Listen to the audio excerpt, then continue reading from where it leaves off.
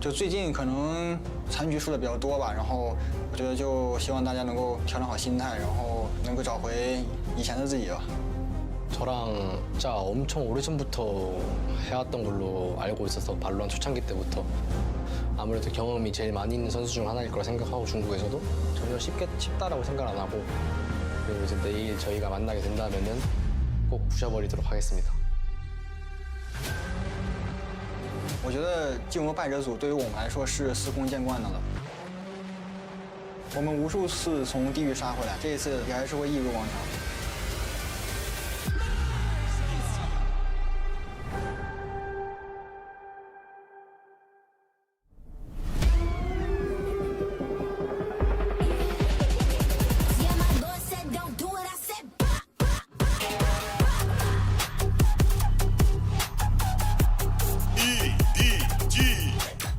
And here come the world champions, EDG. Of course, they have a lot of pressure on their shoulders. The last stand for the Chinese region, but most importantly, an opportunity to punch their ticket to back-to-back grand finals. And survive, most importantly as well. When the pressure gets on this team, they always turn up. They don't shy away from any sort of challenge.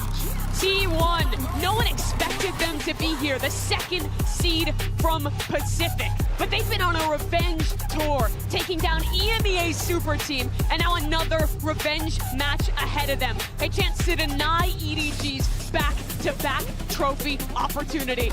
It's the salty run back we've all been waiting for. T1 gets an opportunity to get revenge on EDG, and let's see how the chips fall as these players, you know that they're feeling the pressure, the anticipation, and most importantly, the electricity in the UOB Live. Both of these teams have a very similar map pool, and both of them perma-ban Abyss. In the last series, EDG floated the map, T1 banned it, and I think it put EDG at an advantage here. I'd like to see both teams float Abyss to the end, but T1 go back to banning it. Yeah, not the case, but you are completely correct in that they have very similar map pools themselves, and EDG selecting Bind as their first opening map. And I believe they ended up losing this to T1 when they played in that initial series. So looking to see if they can right the wrongs of the past here and start off strong early in the best of 5. Let's not forget, that format is going to be absolutely brutal. It's a marathon, not a sprint, Mimi. And this is experience territory for EDG. You're so right. Partnership era have not lost a best out of 5. For T1, they've barely played any. They were not a top team in Pacific for the longest time. They made it to some of their first BO5s, this stage of Pacific, and now this is their first BO5 on a stage this big. Yeah, both of these teams though, right, as we had noted many times here, no strangers to these high-octane, high-pressure BO5s. They've been in this in the past. The problem here this time, Brent, is that you got a T1 team that's kind of been a little bit of a David and Goliath setup here, right? And they feel that, but it feels like they are embracing it, but they want it because they feel like they have the right hook to bring down the giant. But we saw the Mastercard fan poll, and we've seen our opinions overall here. This might be the turning point in the tournament where people expect T1 potentially to be the very, very slight favorites, or at least 50-50 out worse in this matchup. The pressure kind of shifts there a little bit. You can be the underdog throughout the entire tournament, and that gives you a bit of an edge, I think, a bit of extra confidence, because you know, okay, well, if we go out here, it's not the end of the world. The expectations weren't that grand in the first place. But here is where it is real. Like we've been mentioning, best of 5 territory. EDG were freshly got this one in their mind through their run in their own regionals. They made a lower bracket run recently. They know they're capable of doing it. But T1, they're going to be having many questions, I think, asked of them, and they are up. It's up to them genuinely to answer it themselves here.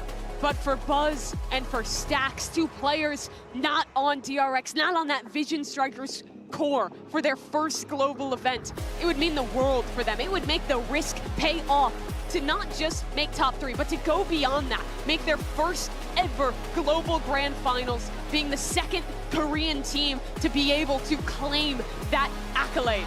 You can see the BO5 yet again. I wanted to bring it up just to emphasize, right, for folks at home, Bind, Haven, Fractured, if necessary, Split, and Pearl. Where does this series go topsy-turvy, potentially? I think biggest strengths here for T1 are the double duelist maps, the Split, the Haven, where they beat Vitality yesterday. Not having their Lotus, though, makes it tough to find the third map they're favored on. And I think the questions have to go to the first map of this series. They beat EDG here yesterday, but clearly EDG have focused on changing that up, picking it first in the series.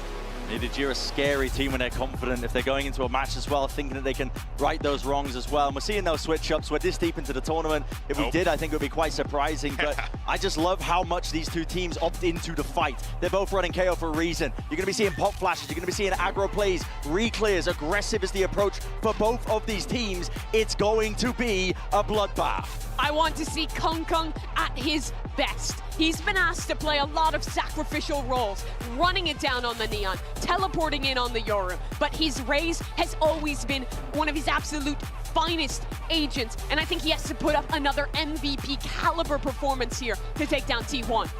This is going to be awesome. I think it's safe to say everyone in this venue is hyped for this one, and it's the last hope for both China and Pacific. So let's get this BO5 started. Send it over to your casters. Here's once again Pansy and Ender. Thank you so much, GB and the desk. And I want to start this off by kind of prefacing this with the notion of power residing where men believe it resides. And EDG normally would be the one to look up to. However, they were made to look mortal. G2 bringing them down, but can T1 deliver the killing blow? T1 are riding all the momentum coming off the back of yesterday's series. There's a little bit of magic in the air for Pacific's #2 seed. Their run so far this tournament has been nothing short of incredible. And starting it off on the map they took EDG down on the last time they faced off is exactly where they want to be. It's tense here. You can feel it. EDG on the attacking side, of course, meaning T1 on the defense. We are in best-of-5 territory, long games. The desk highlighting it too. This will be a bloody affair. Both happy to brawl out, and for now, though, it should be a relatively open B site. Yeah, T1 have chosen to leave Izu all on his lonesome back towards elbow. That said, the stall here is still good. Two players of T1 have rotated over, and EDG look like they're going to try and force themselves out. No one's looking at Izu, and it's an ace to kick off the day! You can feel it, the atmosphere in here. The crowd believing it, and T1 showing it. What a start from Meteor. You'd look at the likes of Izu, you'd look at Buzz, how Sylvan's been a star, Stacks, but Meteor, what a moment. Oh my god! Yes! Amazing. Meteor, the man to watch, and that is just killer. EDG come in, get instantly put down. Again, they chose to come to this map. They were feeling confident to be able to steal it back from T1 after losing last time around. But to start it off in that fashion is nothing short of incredible. I like what EDG are doing here, though, kind of getting the lay of the land right, exploring through the map. This should kind of be quite indicative of what to expect going forward into this. They have got, I don't want to say an open site, because we do still see showers controlled there, but for EDG, you're looking at the small wins, right? Can they get a plant down? Can they cost anyone anything? Can anyone deal with Meteor? Apparently not! Farming up! Same from round 1, looking like he fancies going again in round 2. Shocking scene so far, and yeah, EDG, they'd be lucky to get a plant down at this point. No showers controlled, they finally call Simon in, but Meteor is still here with that Guardian. He is wreaking havoc. Now let him go. Let him do it back to back. This could be back to back aces, Stacks. He fancies a go, why not? Let him get on the board as well. Feel out the game. EDG yet to do really anything here. Shut out completely in the opening 2 rounds, and Meteor is going to come into round 3 with the ultimate. Huge. Because of these kills, he gets the exact right amount of them, then donate some orbs over to Stacks. I mean, what a way to kick it off, too. And then let's talk bigger picture here, right? We do have a bonus that is pretty beefy, so we'll keep our eyes towards it with that ult in play as well. But EDG have had some rough games individually, I want to highlight. They are off to a 0-2 start for every single player. No one is warmed in yet. This is going to feel cold for them. They need to start picking up. We've been looking like some Kong Kong, starting to activate a bit more. Same with Chichu. These are superstars for a reason. We know they can thrive in pressure scenarios. They need to do some damage on this round. Yeah, Kong Kong was 5-13 in opening kills yesterday's series. There you go. Chichu's going to be the guy to step up. Very nice. But now EDG still have a lot of time to play with. That's a great pick to find, right? And that's going to keep 2 players, maybe even 3, shifting over towards the A side of the map. EDG still have the time to play with, dodging away from the fade high down towards B long to gear up for a B split. And with that Prowler going through the TP, it's so indicative that they don't really have a good read on where they are and they want to get a better idea. For now, going to give away the game. Going to note the pressure coming in. Does have some of the Vice utility to depend upon to keep some security, but there will be a crunch and it's going to be very uncomfortable to try and hold from Octagon. 2 players already quick on the rotate from T1. We'll see if Izu can stay alive here. It's a lot on Izu's shoulders. A bit of a superstar in the making! And Simon, what is going on? I've never seen EDG look this lost in this round. But Izu, does he consider? I think he does. He's very aware that maybe Chi-Chu's missing. They've only seen so many on the site. Smoggy has succeeded, but he spots out the player and Chi-Chu's low. Look at Meteor. Meteor snuck out into wood too. Like T1 have positions on this site. This is super uncomfy for the post plant. Let's see if Izu can clear towards long. He still has his util to play with. He's still pinned on this one. Chi-Chu has to back away. Meteor getting away with murder again. Now EDG starting to suffer, down to 3, but that spike is still ticking. It's getting messy on the site. Kong Kong keeps it up for EDG, and he gets another. EDG was looking tough for a moment, but he goes for a swing, finds those kills, and now Izu is turning it around. It's not over yet. The time is ticking. Nobody's going to be ice cold about this one. You can't lose it like this. The time! He's got He's absolutely got it! What is going on with EDG right now? It was looking just about unplayable. And then Izu out of nowhere with the Red Bull clutch. The fact that he's able to stick here in Octagon, how's he not cleared?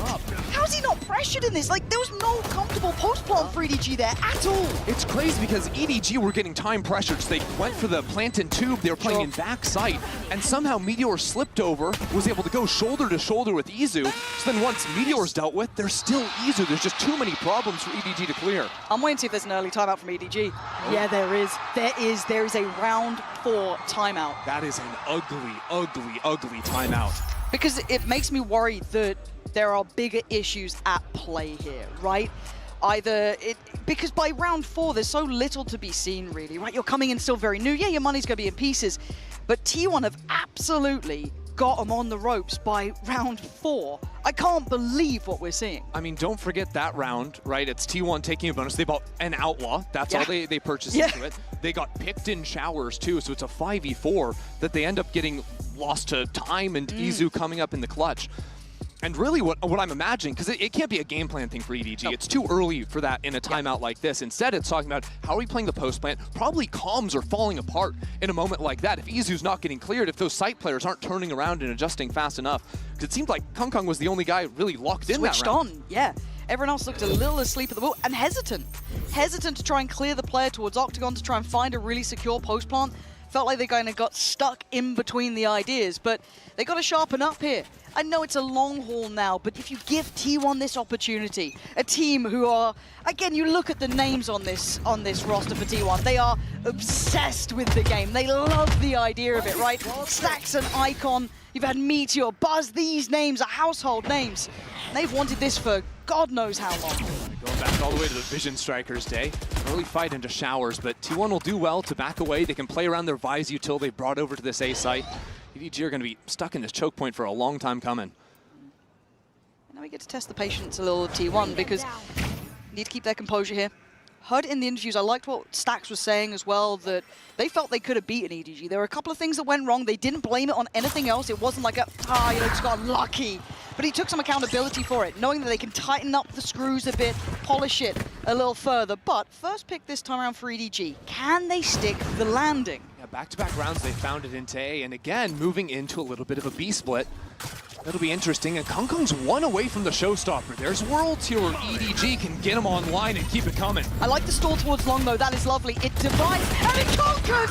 Silver the one to try and do the damage this round. And again, the 2 players on long can't support. Divided by the molly, held back, and deleted by Stax. Simon, there was a little bit of threat to this round initially. We saw a little bit of that, pick coming in, maybe something to be had.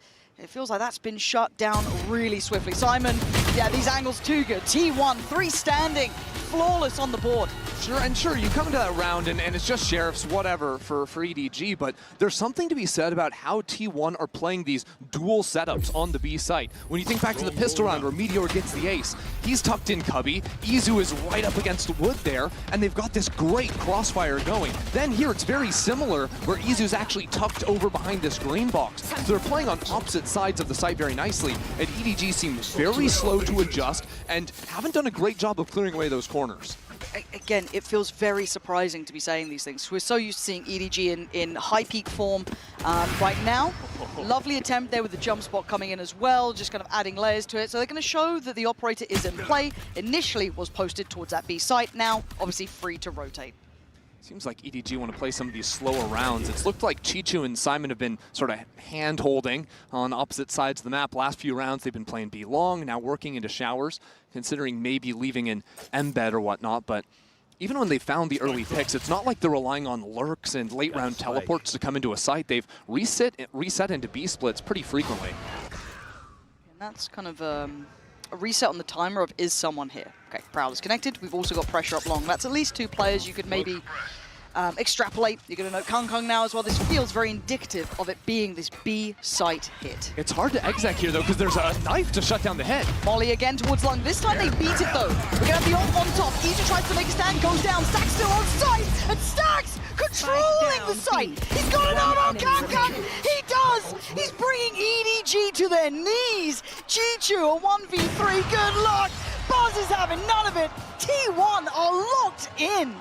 T1 just have every single answer in response to these B-side execs. And Stax looked so calm in that as well. He didn't look overly phased, overly fussed. He held himself perfectly in these scenarios. It's incredible with the amount of pressure on that side. Coming in with the utility, the knife, then just playing in backside cleanly like this. And getting these 1v1 fights is incredibly surprising. I was expecting that swing a little bit quicker coming out here as well. I know it's not going to be easy. It's chaotic on both sides. But you can't give a player like Stax that room to work. I need to see EDG waking up. It feels a little reminiscent of yesterday and EDG's game against G2 on Lotus, where they kept attacking the A side over and over again. Now we've seen, what, 3-4 B execs, and every time, just good gunplay of T1 have shut it down.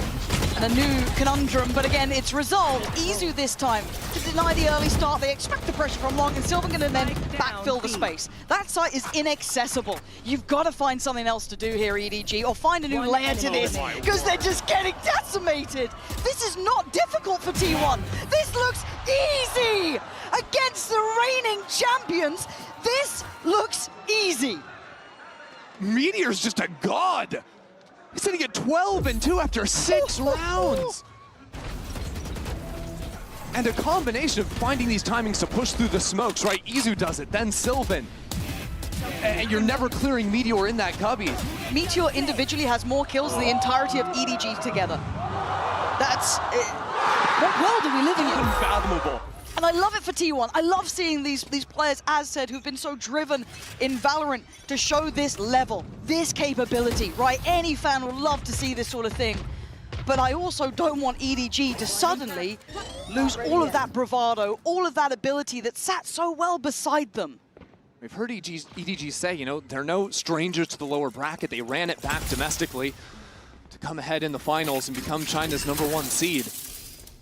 Something feels off with this team right now, and they have to course correct quickly. There's no longer any time to work with, at least on this opening map. Oh, that pivot point, isn't it? And it feels like EDG haven't solved so many of these different problems. This unwillingness to back away from that B hit leaves them in the dark towards A. It's also looking at the double ults, right? Chichu and Simon are ready to maybe look for an A exec. Now they've just got the null command to send it in. Flash out of the smoke. Kong Kong's gonna be sending it into Lamps. What is going on? It's only him. He's held up. Meteor will not relent. He will not give up his sight. And he's gonna punish every single one. T1 again. Another flawless round.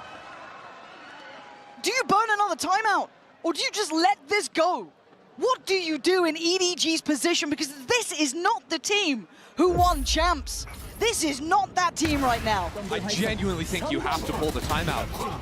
Their execs just look sloppy. And the spacing between it, the stall coming out from the Vice utility, the mollies coming in from Sylvan.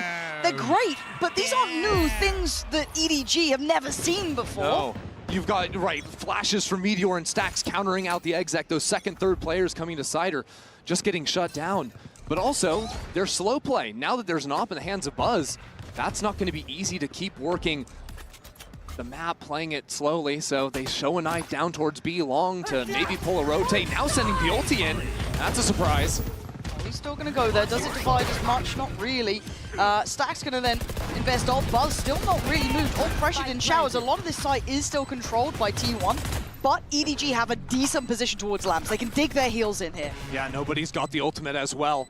Some options to trap play off of contact, Huge. but Izu with this ultimate, I mean, they're just going to go running through. Yeah, this should be, you know, green light, go for it, get in there. Meteor fancying it. They're still on line of weapons. Meteor, they have no idea. Now they see him, but now it doesn't matter. It felt late even on the call then. Chichu turns, does get Meteor, but the paranoia mounting.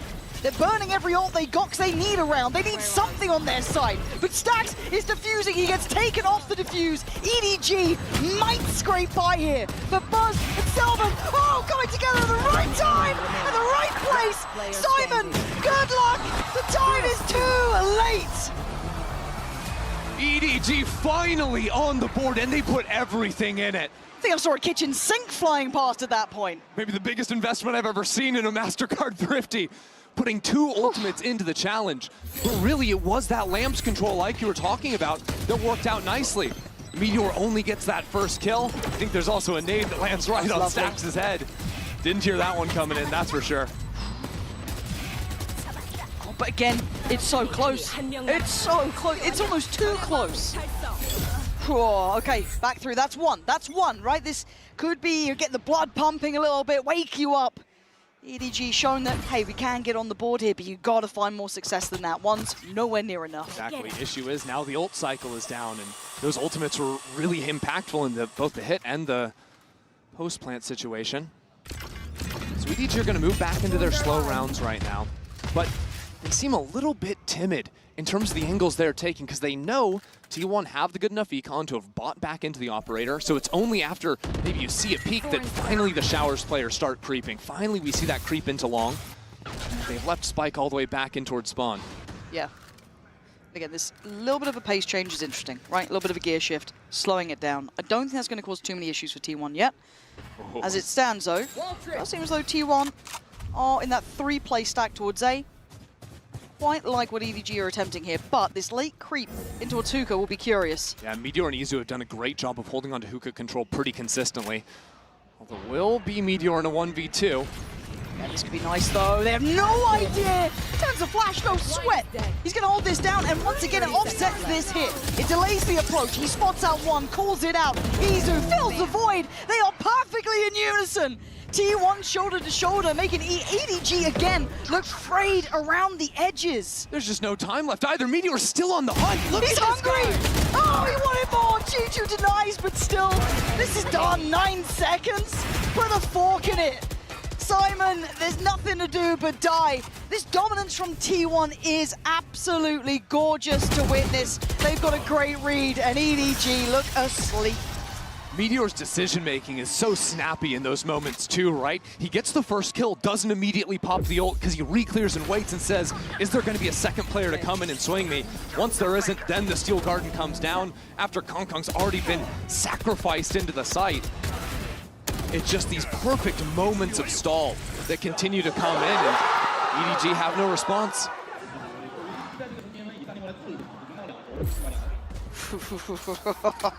There's one watch party I'd like to be in, and the other one probably less so right now. Now one's a party, the other one is not. Yeah, early Showers control, looking to try and vie for that. No one quite filling the space behind it yet, still being shouldered on the corner there by Sylvan. Cool anti-read. Sylvan's going to take contact, but Stax has a judge because last time on the eco, EDG attacked into lamps. Buzz, the operator not big enough for you. You fancied a go on the ult as well. No worries, okay. Doesn't get the connection he wanted, but repositioning. T1 feeling a little cocky, right? It feels like they're so willing to fight on this. Feeling like they're favored, and right now they certainly are. Big shot! Buzz, beautiful. Can't switch out in time, though. EDG trading back in. Nice, though, from Stax. Holds it down once again. Denying the split, denying the crunch. Stax in control. Nobody. You got anything. He's got himself Phantom, maybe a chance here. It's So 1-on-2, but no options to get to the teleporter anytime soon.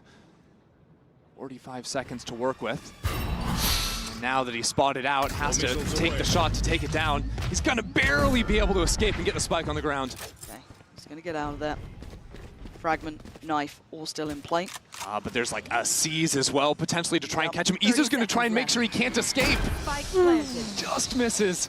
It's away from the tether, but nobody gonna just play towards elbow. It feels very predictable, readable, but does T1 get away with this? Can they clear this cleanly? Yeah, they can. T1, again, look, just not looking phased.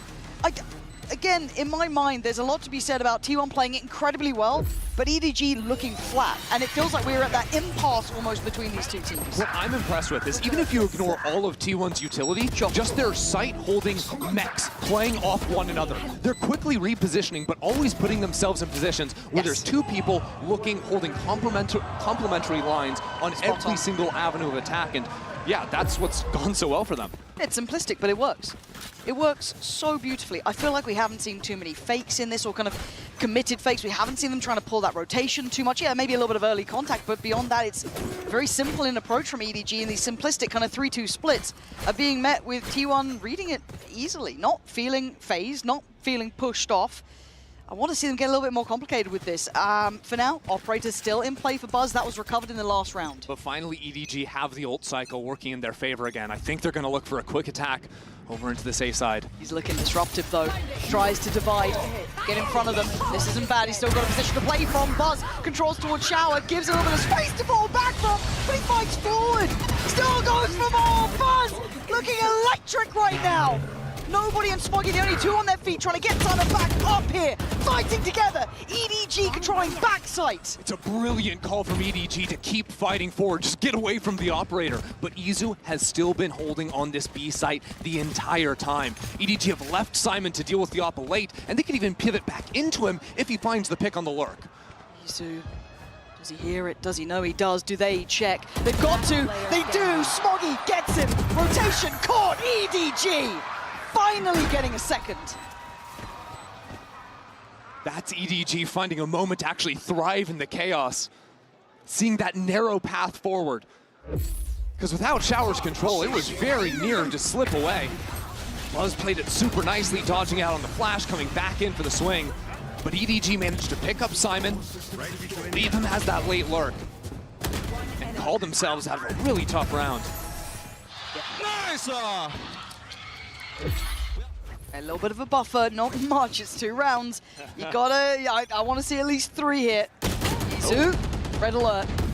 Does he get to live?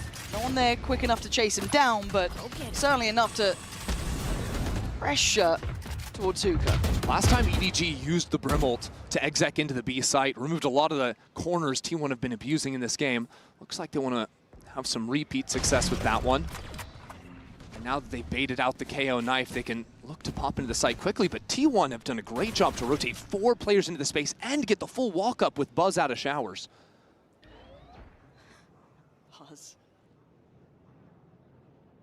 I mean, Chichu, we reading that? I mean, it depends how far he wants to go on this. Buzz doesn't need to go too far, but Chichu, he read it really well then.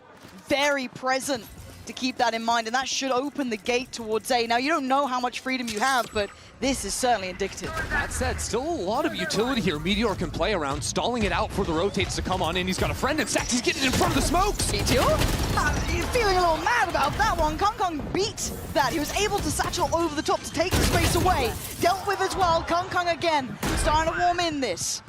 Izu and Sylvan, tough predicament to play out from. Plenty of ults, nice from Simon. Very aware round from EDG. Maybe a little bit of light at the end of the tunnel here. Izu, a highlight player, but a 1v4. A lot to ask, and it's not going to be answered today. EDG getting the minimum rounds they can here. 3, barely enough to work with. Yeah, getting the 2 at the end gives them some amount of hope. But this half they're about to go into, the attacking side, they only got 1 round versus T1 last time. They've got to look mad different if they're going to take this first map.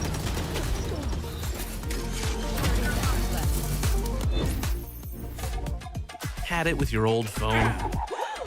We've got you. At Verizon, trade in any old phone for iPhone 16 Pro on us, on any plan. And get iPad and Apple Watch Series 10, all 3 on us. That's up to $2,000 in value, only on Verizon. Red Bull gives you wings.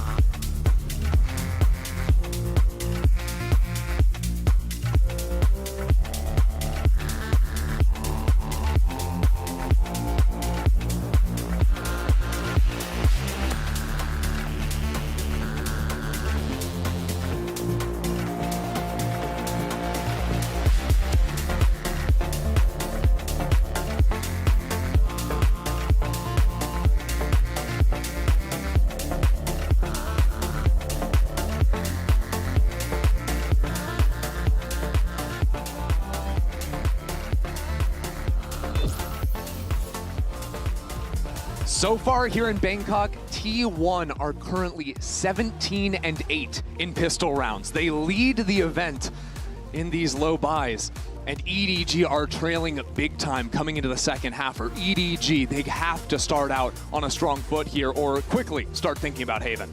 Yeah, that is the conversation. We are in best of 5, so the conversation gets, it's longer. It is the marathon and not a sprint. We love to repeat it, but it is true. But the confidence alone that T1 should be able to take away from that first half is unbelievable, right? To be able to come into this, look near on faultless, and EDG scraping by with 3, it puts them right under the gun again. It's a lot of pressure on EDG for sure.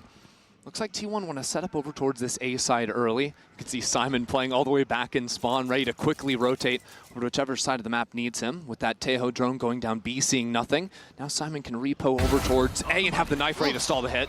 That's nice. Buzz gone. Oh. All right. And, well, fair enough. Guess it's a 4v4.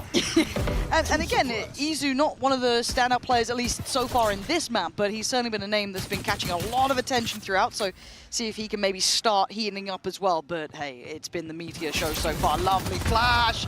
What? Huh? How are EDG the ones to walk out of that okay? Just keep left clicking, I guess. Eventually it's going to work out. Oh man, that is wild. Stacks and this round is ridiculous. This round is did he get spotted? He did. Nobody really sharp. But it's down to Izu. 1v2, not easy, and nobody not letting it slip now. Diffuse for EDG. And that round felt bizarre. It frankly was. Every time a team was at a numbers disadvantage, they're getting multi-kills at the exact same time. But that is now 3 rounds in a row for EDG. And remember, this team played T1 on this map before, and they got kind of blown out of the water, especially on their defending side. T1, I think, did a very good job of punishing towards the B side of the map pretty consistently. Usually it's just going to be Chichu and nobody playing over on that side, but looks like EG have changed things up slightly. Chichu's playing 2 rounds in a row over towards A. So trying to make sure T1's prep isn't so simple coming into the second half, and already showing the adjustments that'll give EDG fans hope that they have a better plan coming in this time around. That is something we need to look at throughout this series, is those adjustments, right? A lot of the maps now being seen, a lot more being revealed from both of these sides. And frankly, it seemed like the adjustments for EDG have been a weak point. If you take their series yesterday versus G2, this is a team that learns from their mistakes, that can tap into their individuals and that firepower too when the actual planning, when the calling isn't going right. And let's, for EDG here, you're looking for clean rounds. They do have the better weaponry. Oh, Buzz! He's right behind you! And he's got help! Buzz just decimating them! He's on 5 HP, but he's still swinging! Okay, Spike's gone down. We've got Chichu and Smoggy coming back in. Oh, that's a huge knife. It's going to spot both players. Meteor's right flush with the wall. Again, T1 beautifully. You can't let him get away with it! T1 steal away the round, and EDG again being punished! T1 in that cubby corner on B site. Just own EDG. This team can't do anything about it. both halves now. To come in with a MasterCard Thrifty with Buzz somehow getting that timing into the smoke is crazy. This is near on unforgivable, though. You got given that, you know, that tiny bit of chance. And you can see what it does to the opposition. You can see how much that gets them closer to that finish line for map 1. They're up to 10. EDG, the opportunity dwindling here.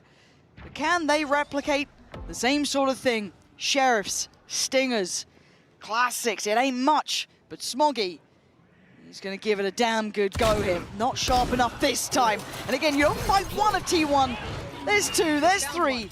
They are all there. I like the fast flank, but what does it matter when they're gonna have side control unless it's a little bit of stall? Yeah, EDG trying to dominate space into Lamps right now. Buy some time, but Buzz perched up in heaven is now gonna switch over, get the spike on the ground. That's more orbs to him. Everything going T1's way. Chichu taking the very long road to get over here. That's comfortable, and now the quiet is so loud. The fact that no one's seen Chichu, surely someone goes, probably a flank here. We still have the utility behind us, might have taken the long route. He does get a step closer, but look at these repositions in the post plant. No one's really vulnerable to him trying to work back into this. He'll have to give away the game by obviously tapping the spike. There's the awareness now. Meteor goes down for it. Can you cost him any more, Chichu? Tap on the spike. Someone will check, and it was Buzz. Easy in the end, 3 standing, 11 rounds, EDG. You had your chance. You might have let it slip. Certainly seems that way.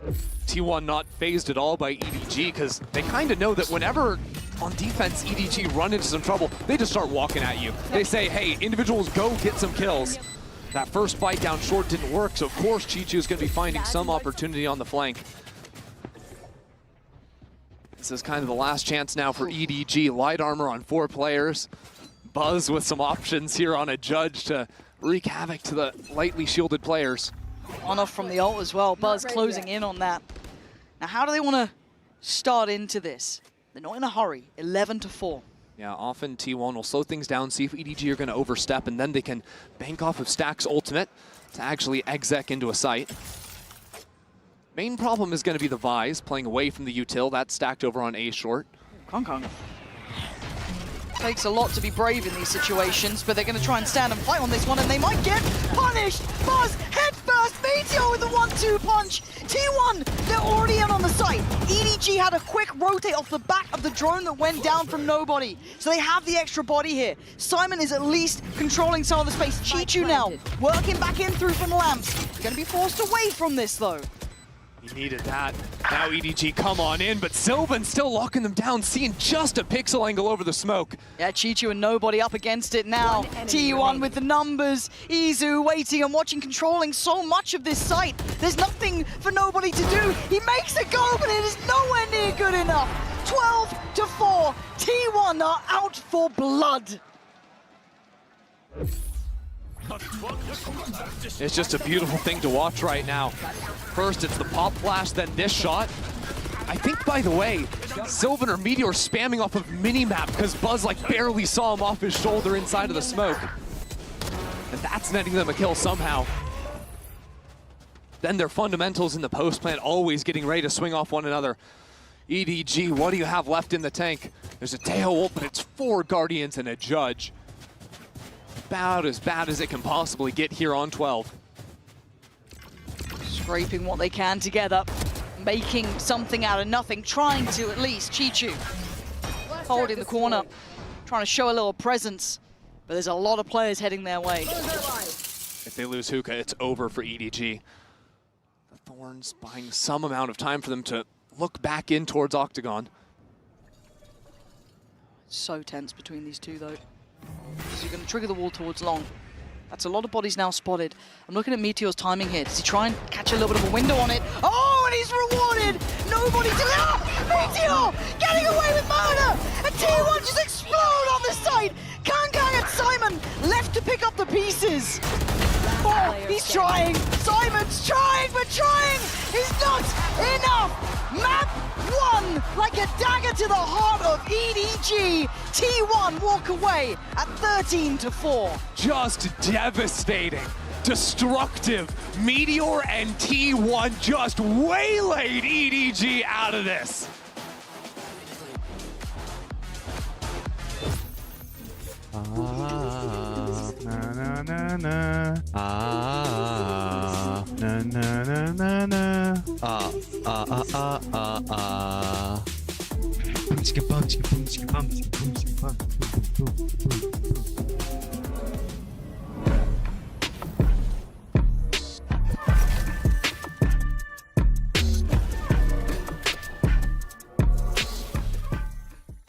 Then face your death, cause you play a roulette with each step I progress, no less. Go ahead and place your bets, cause we know where we at, we know we top tier. Cause all the hate that you bring, we know it stops here. I'm taking off like a rocket here, ain't stopping here. It's strange how they cannot see the future, but see profit here. Wait up, we gon' always win. Promise that that's not a promise, yeah, that is a threat. You know that I promise to bring the team commas. When the whole team win, that's when you flex. Win, and I'ma do it again.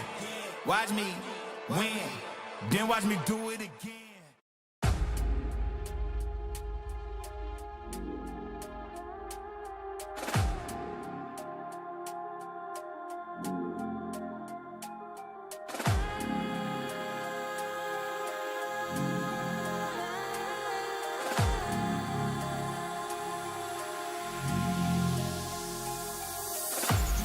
Is this where you keep your heart?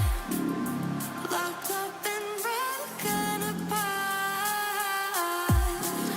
Let me in where you got. We suffered enough, it's clear. And if we hold down through the good times and the bad, we'll make it home.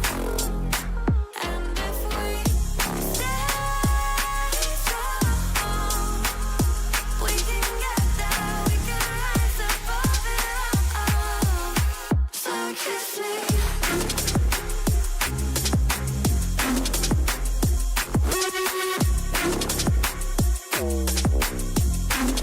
Tell me what you can do now.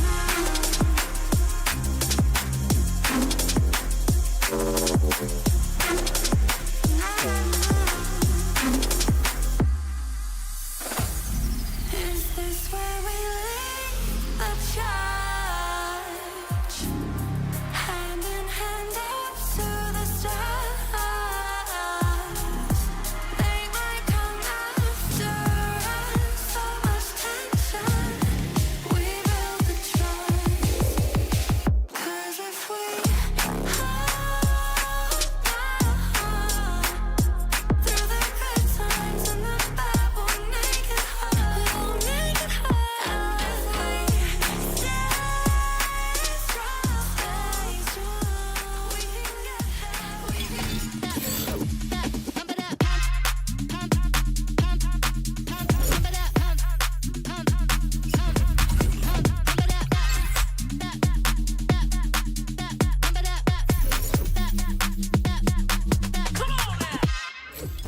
Hello everyone, Jen Lee here with Coach Autumn. Now Autumn, starting with Meteor's ace, everyone on T1 looks extremely locked in and dialed in too. So my question is, what did you guys have for breakfast?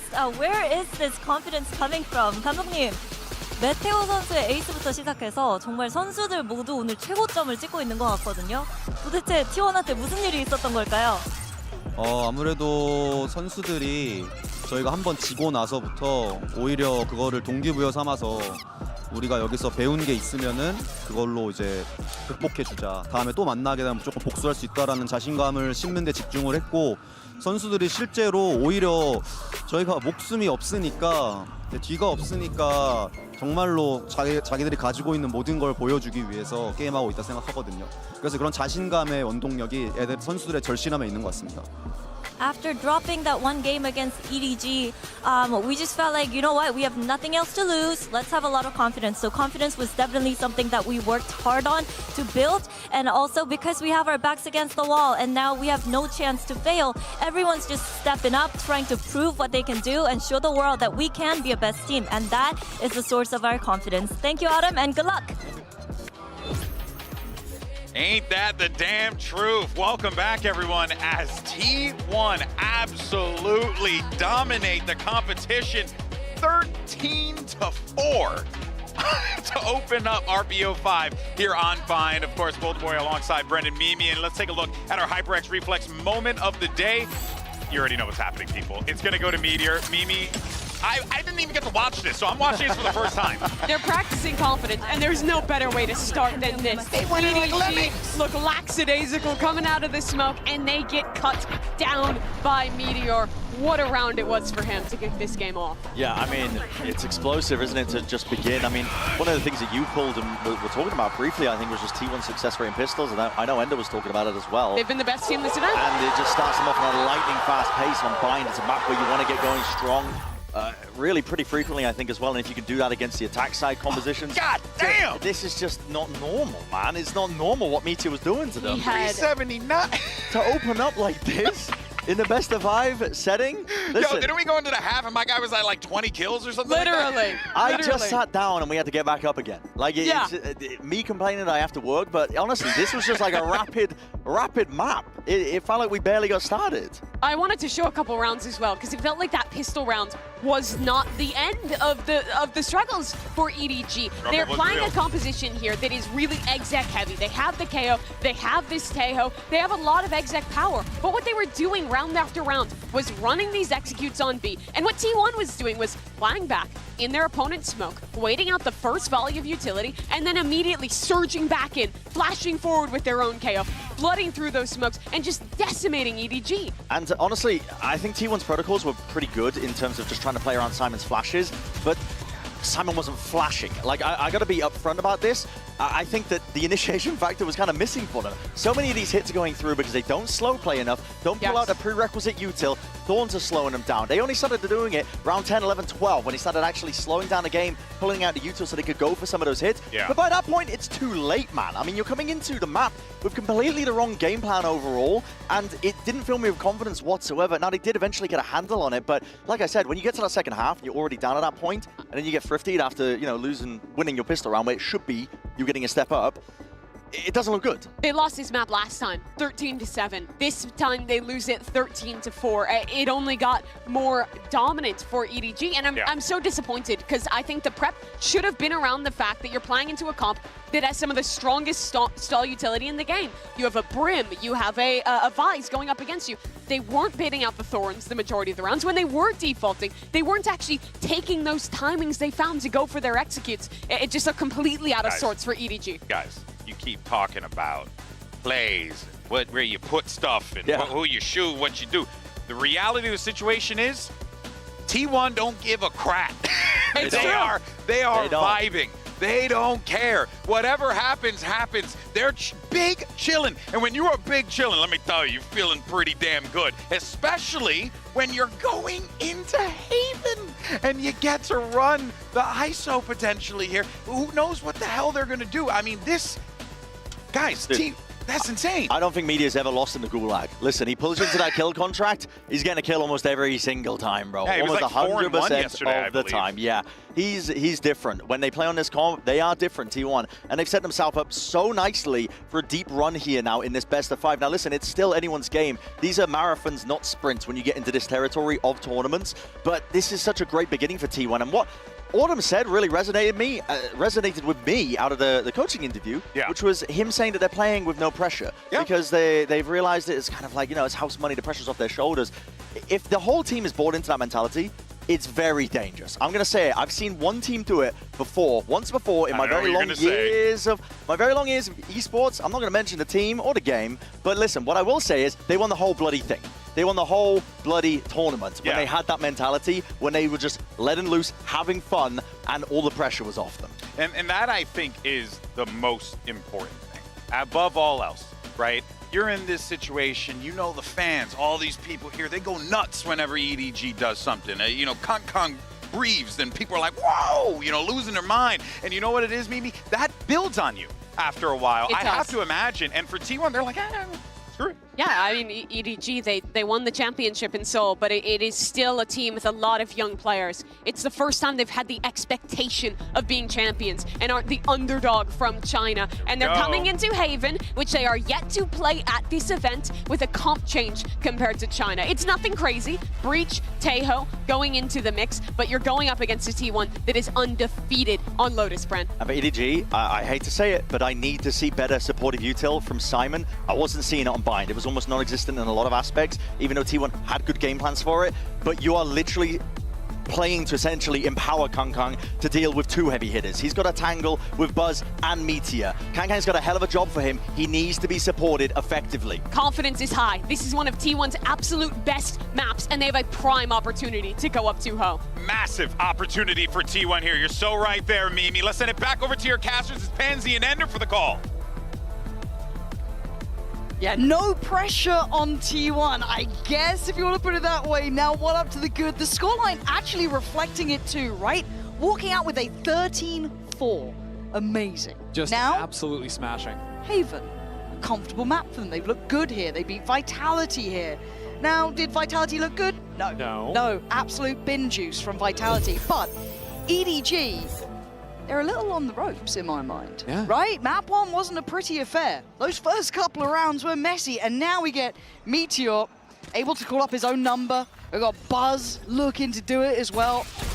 EDG got their work cut out now. Yeah, if you thought Meteor's Vise was good, let's see him on the Yoru. Already T1 moving 4 players into a very forward A lobby trap. Getting right up close personal next to this smoke.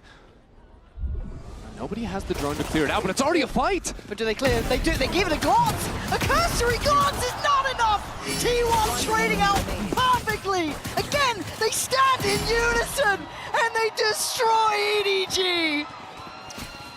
EDG and corners are their worst nemesis! What are they doing? Everything T1 does is just abusing close corners and good play, one off another, these little ping pong setups. Where you bait out the shot with one player, more coming off the corner. I like that little paranoia used to support. Just having those extra layers of utility. And then the player's trying to run away, it just walks straight into your crosshair. And again, not only is it a frustrating round because you get melted like that, but you feel red. There's a lot of like compounding problems for EDG. Now, that is the first round, we could shake it off if it was any other day of the week, but they only got 4 rounds in the last map, so I do worry a little bit. Here, show me more. You are the champions, the reigning champion, right? You're gonna have that big old title, got that big old, bracelet we keep going on about. Show me a little bit of something from this, right? Maybe not in this round. This is one sheriff and a classic or two. But after this, a little bit more. That said, EDG have now found both Cypher tripwires. Very nice. T1 are leaning pretty heavily over into Link, and it's a bit messy, but EDG quick to pivot into C. Okay, Izu now going to be threatened here. They're all on the side. They're all towards that smoke. There is a deadly threat, and Sylvan can't deal with all of it. No, he can't! Better! Much better from EDG. Bursting out together, fighting as a pack. Stacks, I was really in the, trying to build something up there. Calm it down. Kangkang's going to get that Phantom. He's good. Got this sorted. Buzz going to have to give away the game. And for EDG, a critical round here. I think, honestly, Buzz might just want to save this Outlaw. Will do good for him. EDG did a much better job clearing into that backside, like you're saying, right? I think Simon had a great flash. They're pushing through as the Omen smoke. That sort of allowed T1 to get the flood going, ended up falling down, and their spacing as they went out. It's one after another. Weapon here. I think jumping, too, with the first player just to disrupt some crosshairs. Much better work than we've seen so far from EDG. Yeah, this is just tempered towards the end there for Buzz. Just going to try and keep hold of this. This is a very well-needed round, though, for EDG, right? I can't stress it enough. As much as, yes, it is best of 5, yes, it is a longer series in that regard, this is a confidence builder of a round, right? You're working together, shoulder to shoulder. It's just kind of brawling out. You make it count against much better weapons, right? It starts to feel a little bit better. Takes away a little bit of that chip on the shoulder. That should kind of shake off a little bit of the pressure. And how does T1 respond with this as well? Because they could go for a bit of a broken by themselves, but it certainly won't be pretty. Yeah, it's just going to be the one Bulldog picked up from Meteor, because they only bought 4 rifles in the last round. And everyone on EDG has heavy armor, so this Outlaw not going to be too threatening. Early combo into a lobby that EDG are just going to dodge away from and quickly clear into the space. They don't want to get into that situation where they have to re-clear A to a forward stack from T1 like on that pistol.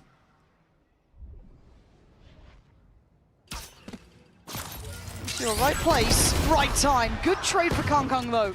Keeping this now level pegging, but there are players on this side, so it could get a little bit scrappy. I want to see this kept clean from EDG. Buzz rattling a bullet through Kong Kong, and now they're down a player, and Stacks. No! Oh, Simon does get headshot though. This makes him pretty vulnerable to this, and Buzz is feeling a little tricky. Nice from EDG, navigating the threats. But look at the HP. Smoggy, 10. Simon, 35. Silver trying to take on the better HP Chichu. It's possible for Izu, and it doesn't happen. Close, not close enough in the end. EDG weather the storm. That's the control I was hoping to see out of EDG, right? As soon as they find that opening pick, they take it slower, right? They're holding for T1 to fight into them, as the disadvantaged team often needs to end up doing. Even here, where Stax is able to push into the smoke, EDG calmly deal with it. A little bit of a fight. I like this from both teams now, even in these lower rounds, right? The pistol's just coming out, right place for it. I like what they were trying to do, you know what I mean? Love this from both sides. Scrappy. 2 consecutive rounds here for EDG. They need this third. See how they start this. Holding the stun just off of the contact, little combo piece to come through, and Kong Kong's quickly taken into the space. Yo, that's what? He gets a kill! He walks the smoke like that. Stack, stop it. Stop it. Stop it. Stop it. Oh, okay, Simon's just like, someone just got jump scared by this. Surely not a third, right? Surely not a third. EDG kept on their toes here, but doing well, dealing with the trail of players crawling out from sewer. I mean, it's unexpected, that's for sure. T1 were certainly trying to get cute with it, and Izu as well takes the timing to isolate the fight. Spike's being planted too, so maybe with these cages and smokes going out, he has a timing window to slip into. They're trying to get a little techie on this. I like that. And I gotta say, Sylvan on that Omen, like it, like what we've been seeing from him. Probably one of those cerebral players I've seen as of late. But can they clear EDG? Dedicated in the ball. It's a belting shot, but Chichu's here now. Starting to warm up a little, looking much better overall. Chichu was the standout player from this event, right? So to see him now back-to-back rounds, 3Ks for him. 7-1 overall. Exactly, especially when these rounds are getting a little bit closer than you would like from EDG. Still, EDG dealing with these one-by-one walk-ups very nicely. Can't complain. Oh, that is nice from Chichu. Nice! They need someone to become a bit of a talisman for this team. Turn up when they need it. 7-1 certainly a good look. And maybe T1 just kind of slow it down a little bit. Go back to a little bit of the norm after what was a very interesting previous round. I've got to say, I like Kong Kong going for the Outlaw here. I don't think enough teams have been abusing low buys by going for these Outlaw purchases, even on the attack. That said, he's getting all the way in the backside. I mean, look at that. That's pretty. He tried to put on a show for us. Stack's going to stop it, but still, he should be dead in the water. Yeah, Izu, last one to try and make a stand, but this is better from EDG. Controlled, poised, handled. Lovely stuff. Up to 4 now. Making their response on the board. And this was T1's map pick coming in to this series. Of course, Haven, very familiar territory. They've been strong on it so far. But we hadn't seen EDG play this map just yet so far in this tournament. So far in the important swing rounds, and all right from them. I think the big challenge is soon to come from EDG. They're dealing nicely on the anti-eco. They're now coming into a round where every ult in the game, basically, is going to be available. T1 have 4. Just the Euro ult they're going to be missing. Also looks like Buzz wants to buy down into an operator, so they saved into that. EDG will realize that and note that possibility coming out of the timeout. It certainly will, and again, if we're going to note the early timeouts for EDG in map 1, have to say the same thing here for T1.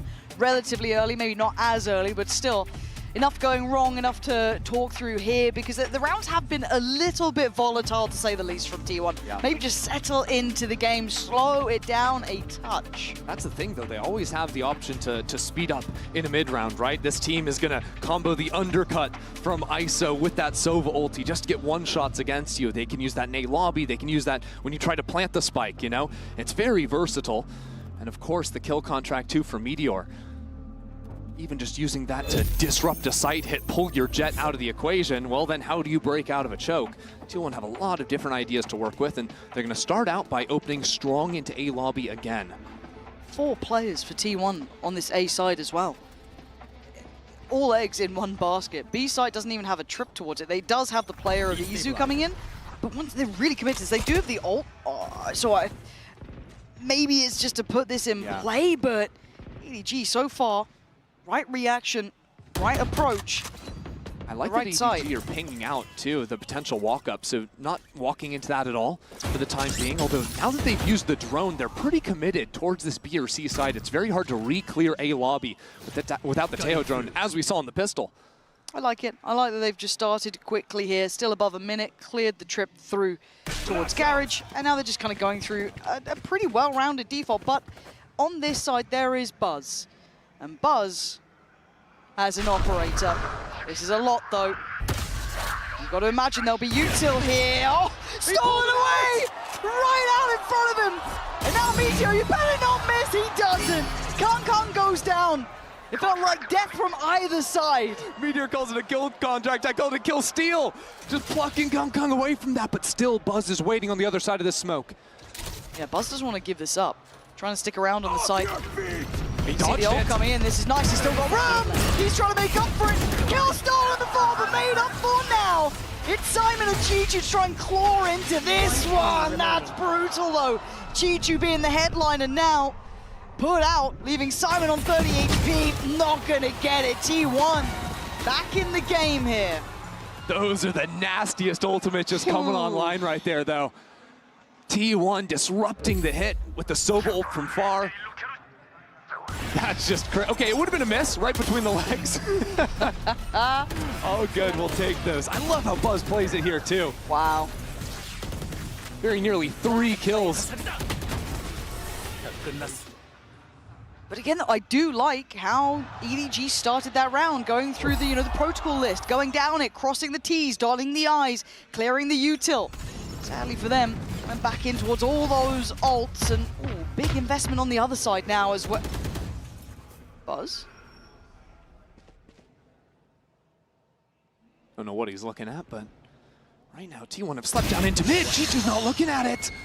And now EDG boxed into this A site, forced to move towards the operator. Buzz got to get out of there. Yeah, takes the TP.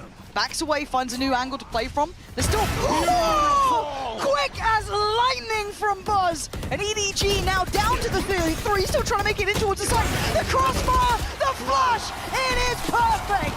T1 flawlessly closing the gap. The work Buzz has been able to do on these deeper lines with the operator on the A site has just been gorgeous. I mean, turning away, backing off of the flash, swinging back into the angle again. It's just a thing of beauty. And EDG are forced into the play because of that early pick into mid.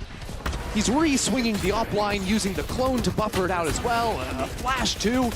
Picking off Simon, jumping out of the air. That Yoru micro is just impeccable. And I love this reactionary timeout from EDG. We saw it earlier for T1 pumping their brakes around that 6th round that they then converted. This operator coming out, the switch-ups they've had have been working. EDG unable to problem solve quick enough on the fly. They want to slow things down, right? This is a good lead for them to start with. Those 4 in successions has got to feel good, but enough has been answered back. So time for them to prove that they can solve it too. Really, if I'm thinking about, Coach approaching into this timeout, I'm thinking 2 rounds ago when EDG slowly worked in the mid space as a team and they used the Tejo drone into Garage. Then they didn't have it for the A lobby re-clear, so they were showing very early breach utility. That sort of primed and told Buzz this play is coming. So T1 quickly got in and were able to disrupt the hit. I think EDG, I like those looks where they're, taking into that mid space, dealing with the Cypher utility so that T1 can't just heavy stack onto the A side, but they need to keep that drone alive, or clearing out the Yoru from A long is just not realistic.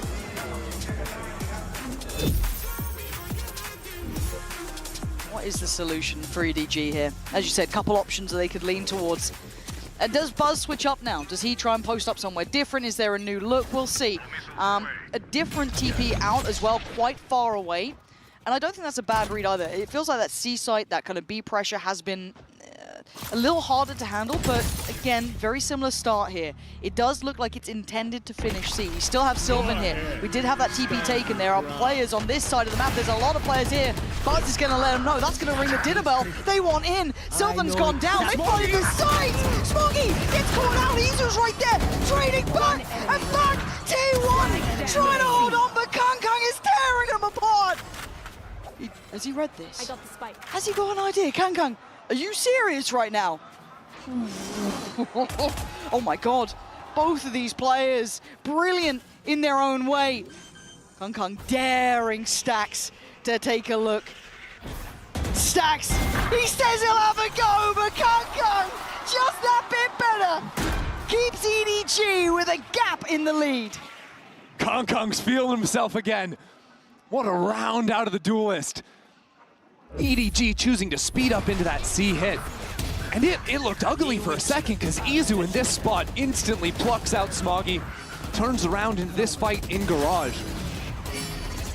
And yet, Kang still managed to get into backside. He saved him here. Let's go! He needed one of those. Top of the board now for EDG. Getting a little warmer. But T1 not done either. I like the adjustment of those missiles twice in a row now. Buzz has had to teleport away. Yet, if EDG run the same round, the trap setup in Garage is going to be deadly with Paranoia in Sylvan's hand. Waiting on the verge for the commitment now. Spike coming back around towards the B side, but information. Buzz wants it, he gets it. Plenty seen. It should be enough to give away the game. Buzz? That's a little too far in my mind. Hoping, praying that'd work out. It's not going to happen. Meteor, are you going to walk smokes as well? I mean, he's got double tap on, but this feels almost too easy until then.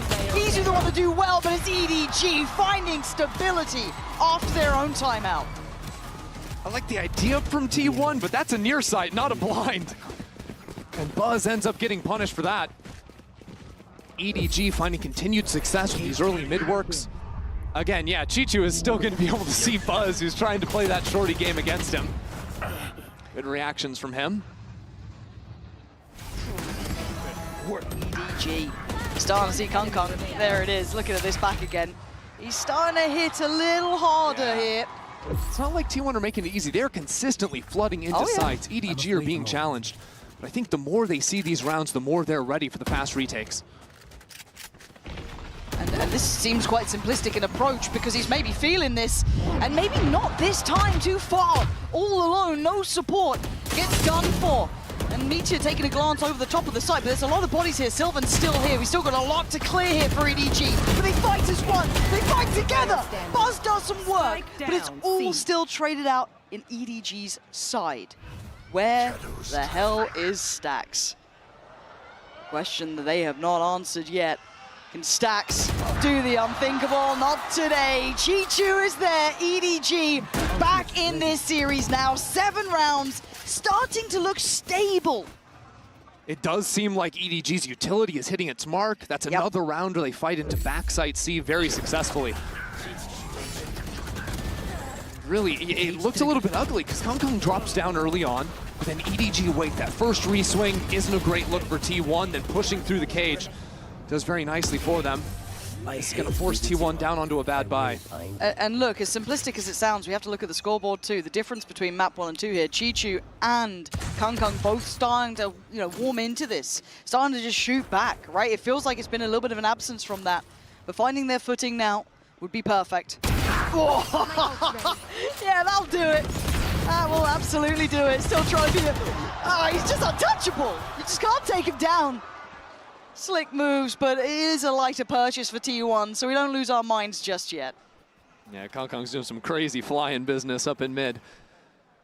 Now EDG, they slow down, they wait, they know T1's going to start walking. But again, it feels like a very different team compared to map number 1. Maybe that's a difference of the maps, of the work they've done. Yet every time, even in these bad buys, like Izu, I feel like has been in these spots where his whole team is dead and he's still finding like 2 kills every time. It's a bit silly. It's nice to see this life in EDG though, right? It just feels like we're back in actually getting the game here. T1, I mean, I need them to reply as well. I do think it's easy to overestimate a little bit of what they did if you're looking at that Vitality result, because I'll be honest, Vitality didn't look good there. Clearly, they won't be happy with it either. They could watch that one back and tell you it themselves. But this is now EDG starting to stretch their legs in this series too, right? This is 8 rounds in their name, keeping T1 a mile away. 4 ults for EDG to work with. Early undercut, and Kongkong's up just doesn't pay off. That's one of the 2 heavy hitters removed, making it a little bit trickier. Chichu dead as well. Buzz, a big game hunter it looks like right now, leaving Simon, Nobody, and Smoggy to try and navigate this new threatening territory towards the A site. And as soon as the Rolling Thunder comes out, it's a kill contract ready to just steal one player out of it. Dodge away from Meteor is nice. Yeah, very nice. The timing on this is actually going to be pretty interesting. Okay, Meteor does manage to get Simon. The site's still under scrutiny. Buzz is just coming alive here. He's still got to do a lot more though. Oh, Buzz is going nuclear on the site. Oh, it's incredible from Buzz. Buzz has just been otherworldly. The A site belongs to this man. T1 felt like all the momentum had been stolen away, but from start to finish in this round, Buzz was online. Yeah, big game hunting. Look at him, the first 2 finding the top flag as Chichu, Kongkong gone, and then just says, I'll do it all myself. No one's looking at him. You can't keep your eyes off him. Not today. It gives them a lifeline. It's a small one, but it is a lifeline. Look at a little treat. A little bit of a treat for you folks at home. The one and only. Not for you. Oh, come on. You are. No, you are from Americas. It's going to be Tarek. you don't want to miss it. We love hearing from him. Big fan. At least someone from Sentinels made it this far. สวัสดีครับโอ้โห วันนี้เราก็มาอยู่กับแขกพิเศษจริงๆนะครับผม and ladies and gentlemen let's give an official round of applause for Tarek wow amazing crowd and it's such an honor to have you here with me. First things first, who are you supporting in Masters Bangkok? It's a good question. Actually, I'm a big EDG stan, but I'm actually supporting T1 because I think Buzz and Stacks deserve a win. So T1 fighting. โอ้นะครับสำหรับคำถามแรกอยากรู้ครับว่า Tarek เนี่ยซัพพอร์ตใครนะครับผมเขาบอกว่าจริงๆแล้วเนี่ยคือชอบ EDG นะแต่ว่าเพราะบัสกับแซกน่าจะควรได้ชัยชนะบ้างเลยคิดว่าอยากให้ T1 ชนะนะครับผมในวันนี้ส่วนคำถามต่อมาครับนี่เป็นครั้งแรกที่เขามาเยือนประเทศไทยนะครับเลยอยากรู้ว่าประเทศไทยเนี่ยเป็นยังไงบ้างนะครับ Next question you just mentioned that this is the first time that you're in Thailand I would love to know how is Thailand treating you so far Oh my God, Thailand is amazing. I haven't actually stepped out to this area of the crowd. You guys here are the best. Big shout out to everyone here. I love Thailand, and yeah, it's been awesome. A pleasure more than anything. And it's also an honor for Thai people to have you here in our soil as well. Any last words to say before we go back to the game? I'm gonna do it again. Go Valorant! Hey, go Valorant! And that will be it for now. We'll bring you back to Haven. Just a Valorante lover. What can you do? Just cheering for a good game. Yeah, what a guy. You respect it. Love that. 8-4 though, right? We focus back in on this. Sure. This has been a road to recovery for EDG in my mind. Correcting map 1 and looking a little bit better in this, and by actually quite a large margin. One, Kongkong way better in this one. Chichu, way better. Simon showing up. We're starting to see those individuals. Now, 4 rounds for T1 is workable, but it's not easy. Ooh, I like this setup from Kongkong. Oh wait, we're just dropping the dude, and he's taking heads! Spike down, C. How did he get the second? How did he get the first? It was like, it was a nice setup, and then he just decided he was gonna front 4 players on long. It must be nice to be Kongkong, right? It must be nice. Even in your errors, you still look so good doing that. Izu, Buzz, and Sylvan, left scratching their heads. What the hell just went on? Ah, he's yeah. This is not. Buzz is feeling very uncomfortable. Every angle feels threatening. He's down to what? 40 HP? Stalled out, looking for a chance here. They've got space on A, and Buzz, he's selling them hook, line, and sinker here. Yeah, he's trying to do his best, but there's players enclosing him from every single direction. Good news, I suppose, for T1 is Spike is surely to end up getting planted here. Quick jump of the trip. But Izu's going to have to get active and start fighting forward, finding some kind of a pick if T1 are going to have a chance. Surely not, right? Surely not. I mean, those corners have been tough for EDG. Don't mention. There's no way. They still got so much util. Oh my lord. Nah. Okay, they're not coming in just yet. But they. I'm not having it. I'm not having it. I can't allow this to happen. Why do I feel like it might happen? Izu.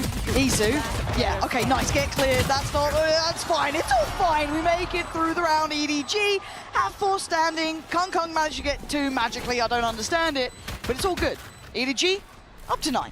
That's the thing, though. If you can rely on Kong to get 2 kills at the start of every round, you're winning every round. True. You know, like, I look what at this. is that? Yeah. This game works different. Oh, so the first shot was actually a collapse. So it was a headshot and a double body. So reasonable. Yeah, makes sense. Nice. There he is. There he Showing is. What that means for him is that's going to be an outlaw purchased in the second round. We're really going to get like a 13-4, both sides here, on each other's maps as well. There's a potential for it. I don't know if T1's going to let that happen, but for now, going to be looking to flood towards this C side. We've got a plenty of player here as well. Chi-Chu, one of them. Going to be guarding towards backside, turns the flash as well, turns it as well as he could at least, but still going to get his man. T1, what are you doing? EDG, this is not the round that you let slip. It's the inverse of the first half. And Outlaw alive in a 1v4, but Kong might just be better. Oh, there's something about Kong right now. And Buzz is on 1 HP. And remember before how this happened. Buzz against Kong. And this time Buzz holds his nerve. He waits. Did he take a glance? Did he take a look? He does now. The shot comes in! 1 HP and a dream! Enough for T1 now. God almighty, this game. All of a sudden, that hope that was lost just brought right back. I mean, it's a great flash, catches 3 players. I thought they were able to like get away from that a little bit, but man! And then look at Kong, right? It's like suddenly, oh, we've got 3 players, all good. Oh no, we don't, we've got 1, at least 1 HP. Oof. Good thing Buzz won that 1v1 at the end, because I think he sold his teammates out, jumping away at the teleport after getting flashed on up. Why do I oh, Kong. He's going for it. Knives are out. Let's have a go. Going for the biff, going for the fight too. Oh, he's right up behind him. Does he get a pixel out of place here? Our drone's coming, but he doesn't care. See me all you want. It's Izu to catch him. Deny this. Stax gets out with his life. But the pressure's still coming, but look at the TP. Buzz, he's right back behind them. T1 running it back from spawn. He's on 1 HP again, getting a 3K. Oh, Smoggy. They're not going to come towards this site now. They're like, no. We're going to take no risks. Let's get out of here. Let's go somewhere else. This game just feels like it's starting to get a little crazy already. Yeah, I think Buzz had the TP prime to go back over towards C early on. Just snapped back in. Got super creative with the pinch. And this is what T1 are so cool at, right, with this comp. The different map rotations they can make, the combos of utility. They can be kind of anywhere at any point in it. Especially on an attacking side. EDG, when they start losing numbers, that is going to start creating gaps around them. If Chi-Chu ever falls or his util is broken, EDG are going to be very mindful, finding where potential lurks from T1 can be, where these TPs can wind up too. Yeah, Smoggy looking to just keep what he has. That would be lovely, the best outcome possible. Now, let's kind of call it what it is. There's a lot of room for EDG to take their time here. Now, not, complete and utter and foot off the gas sort of situation, but they don't need to be in a massive hurry. It's all good. Yeah, we saw the big mid walk that last round. I'd expect to see them go back to defaulting a little bit more towards A lobby control. Crowd loves to stave. They can't get enough of it. You're right. I feel like this could just be one of those like kind of like baits though, where it's like, yeah, the TV's ridiculous. How are you going to think about that? But I do feel like there's going to be a bit of bait, right? Because I think EDG will just kind of pull it together, get the ults going, all good, right? There's been a couple of crazy rounds that have been kind of tipped out of the normal fashion they fall from that round 14 onwards. I think they can recover this fine. They don't need to hurry it. They don't need to be desperate at it. Keep composed, keep cool. I'm worried if we see more of those sort of rounds though from Buzz, right? Starting to see him heat up, starting to find that X factor for himself. And the fact that Buzz has the dimensional drift is going to be the biggest problem for EDG in this round.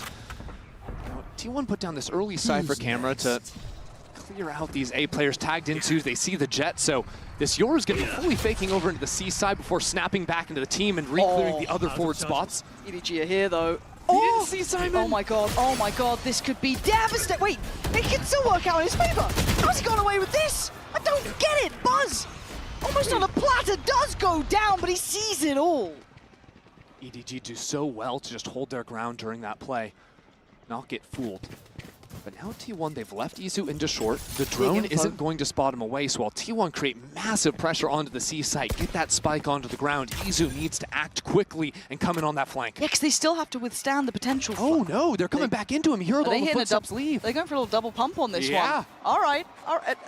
And they're going to leave Meteor front B as well. This is nice macro. It's a little bold, but I like it. Harder to retake this site than C for sure, in my mind. Got that nice insert towards B. Kung going on the flank, but they still have that util up. Time getting a little close here. On's going to be in. Now the time to activate for Meteor, and timing is everything. Flank on a flank, right? We've got Kung on one side, Meteor on the other. Oh, you got Smoggy turning around to a terrible surprise, seeing Meteor in the back lines, and now they got problems. They wanted a pinch on that. Izu trying to play it forward, but Chichu succeeds. Nice from Kung. There's the flank coming in. Stax is over towards Quad. This is a lot on their shoulders. Meteor needs to be up to the task. Stax, oh, a nice try, but EDG stand firm here. EDG keeping composed even while T1 play a beautiful round over the map. Letting him know it at the end there too. It was kind of crazy how Buzz wasn't able to find a kill, and then he maybe was, and eventually ends up getting taken down into long. But I think Kung deciding to go for that late flank too, the fact that he finds the kill is everything for EDG. One enemy remaining. Watching that back, knife's edge stuff. By getting a little bit shoddy there, Izu going to be down to the Bulldog. We still have a couple of ults in play for T1. On the other side, nothing there yet, but some very close by. Starting things off, T1 trying to be subtle with their approach towards A, but a lot of commitment behind this. Yeah, T1 can do some annoying things here with the Omen and the ISO ult. You can pluck someone off the site, then go for a deep Omen ult that could be unheard by the side anchor. God, there's 4 players here. They've been able to stack this out. They want to have a brawl on it. Do T1 commit? They're giving it a go. Meteor is going to snatch Kung. That's a big 1v1 though. Whoa, and Kung does go down. Meteor back into the fray and back in towards the site. But EDG have bodies here. Simon not clean enough on that. And T1 show him how to get around. Buzz with another 3K. A double duelist combo coming up in a big way. Meteor finds the first pick onto the jet. And Buzz shuts it down with the 3. Those execs can be so disruptive. Do you think we get a timeout from EDG soon? Because you look at this, the succession of rounds, right? T1 is starting to find a little bit of something behind them here. I don't want to say that they're close enough by yet, but maybe you make it through this one, see how it feels, but I do start to keep a glance towards it, because EDG weren't in a massive hurry. They didn't have to be too worried, you know, after that half. Now they got to start keeping a little bit of a closer eye. Get a couple more of those, and now we're talking. Ooh, Izu, in a round like this, are we really going for that? Oh, hello. Peekaboo. Ooh, this is still pretty risky, but he does manage it. He's fine in the end. Gets away from the threat from nobody, but Kung still controlling. Still posturing and threatening. The Owl drone. Eyes on gonna Garage spot. right now. Izu looking for a little step out. Actually, sorry, Chichu. Just getting pushed back. Go with it. Going for this B plant here is risky. Stacks might die for it, and they already retake front site. Trying to disrupt the deeper lines is difficult, but it's certainly not impossible, and they have some numbers here. T1 making this hard work, but they're going to hold this down. They've got the ults to try and bank on. Already Stacks does get a tag. Does at least deny that first attempt here. G trying to tap back on, but that pop flash is going to be brutal. Conco with 3, though. It Still ain't has over. chances in this round. It ain't over. Util coming in. Pressure starting to happen here. Simon up against Izu. You got to check on this. You got to swing on this. He's got it. He had the info, and T1 have at least another go at things. Oh. These rounds are just mental. That was with like 2 sheriffs. Yeah. That was 2 sheriffs. And EDG are that threatening. Good on Izu to close out the round there. We don't talk about it all the time, but this kid's flexibility is just absurd, right? Like, we saw him play the Fade to perfection on Bind. Now he switches over to Sentinel on the Cypher, right? Gets the wall hack, finishes the kill, but we haven't even seen him tap into the double duelist. That's where he really thrives. That's true, but we also have the operator coming out for Kung Kung. So that is where my mind goes. Do they get to identify this early? Do they get to find out where it resides? T1 will need to do their due diligence here. Don't want to run into that late. Seems like EDG want to do a bit of baiting on C. They're going to letting Smoggy take the first contact. While Kung plays for that garage angle. A little bit more passive. Chichu right there, though. Look at all those pings, though. T1 knows something's up because they just droned A lobby and didn't see the jet. But if they swing this corner... Ult to scan it. TP, there it is. Aya. Not sure how much info they got. A fair amount, but the eyes turning was enough for Kung Kung. He's been in this position before, and he's succeeded. But they don't fancy it. They hear that up, and they scatter. Other side of the map. They have no idea. Now they know. Meteor reminding them of who he is. There's still a man here. Surely, surely. But Kung Kung is still here. It ain't over till he falls. The spike should be planted. Nobody is here early. The temptation, he wanted it! Stacks laughed in his face as Kung Kung called upon again. The man himself would need nothing less than an ace here, 2 already. We'd have to find the other 3. You can see him settling in, thinking about it. This sight, near on impossible, and step by step, shifting away. I think he knows this one is out of hand. I think he knows that operator is far too precious to try and tussle with this site. Yeah, nobody went for that crazy drop because he knows his teammate has the op. It would have been the only chance to get back in the round, at least go 1 for 1. Maybe there's an option there if Kung Kung can pop the knives. But I do like the fact that T1, as soon as they identified that operator, were out of there. They were having none of it. It's big respect for a right reason. You saw how good Kung Kung can be in these. He's played patient there. That operator is a prized possession because look at their money. It's rough here for EDG. We've got kind of like 1.8, like a 2K. Sheriffs and light shields, and that's it. Since losing the pistol, he won Oh, 5 out of the God. last 6 rounds. They've secured, they've slowed down the pace. They're dodging away from the Meteor activating on this crazy lurk up into Link. And now just 1 away from tying things up. It seems like they have the answers. They know that EDG, every time on these ecos, it's been these slow walks out of mid, so they're going quickly to spot it out. There's bodies here, though. There's a lot of bodies here for EDG. Buzz, got to be careful now. Looking for some support here. The paranoia comes in, but it's a little bit too short. I think we find the connection. And Chichu backfilling the space. Beautiful from him, but outdone by the sheer weaponry. Kung Kung has got a curious position. If they go for this B plant for T1, the post plant gets very difficult to hold if he comes into play, but he's been noticeably absent so far with that saved operator. The smoke refresh comes in, so they're going to take the opportunity to go for the plant. T1 might start walking into A Link. Thinking EDG are leaning heavy into C, but you look at what EDG are doing at the same time, going for the slow re-wrap. These are both kind of indicators, right? That no one's kind of fallen back, that Kung's heard nothing. He's still going to be very diligent clearing towards window, but Smoggy does so well. Hold on, it's game on, and now EDG needs to pick up the pace, but Sylvan stunning with Izu. Kung has to come forward, or it's going to be 10 apiece here. Kung given nothing. They know it. If he wants it, you gotta really go for it, but they're gonna force him again. Leave him on this operator.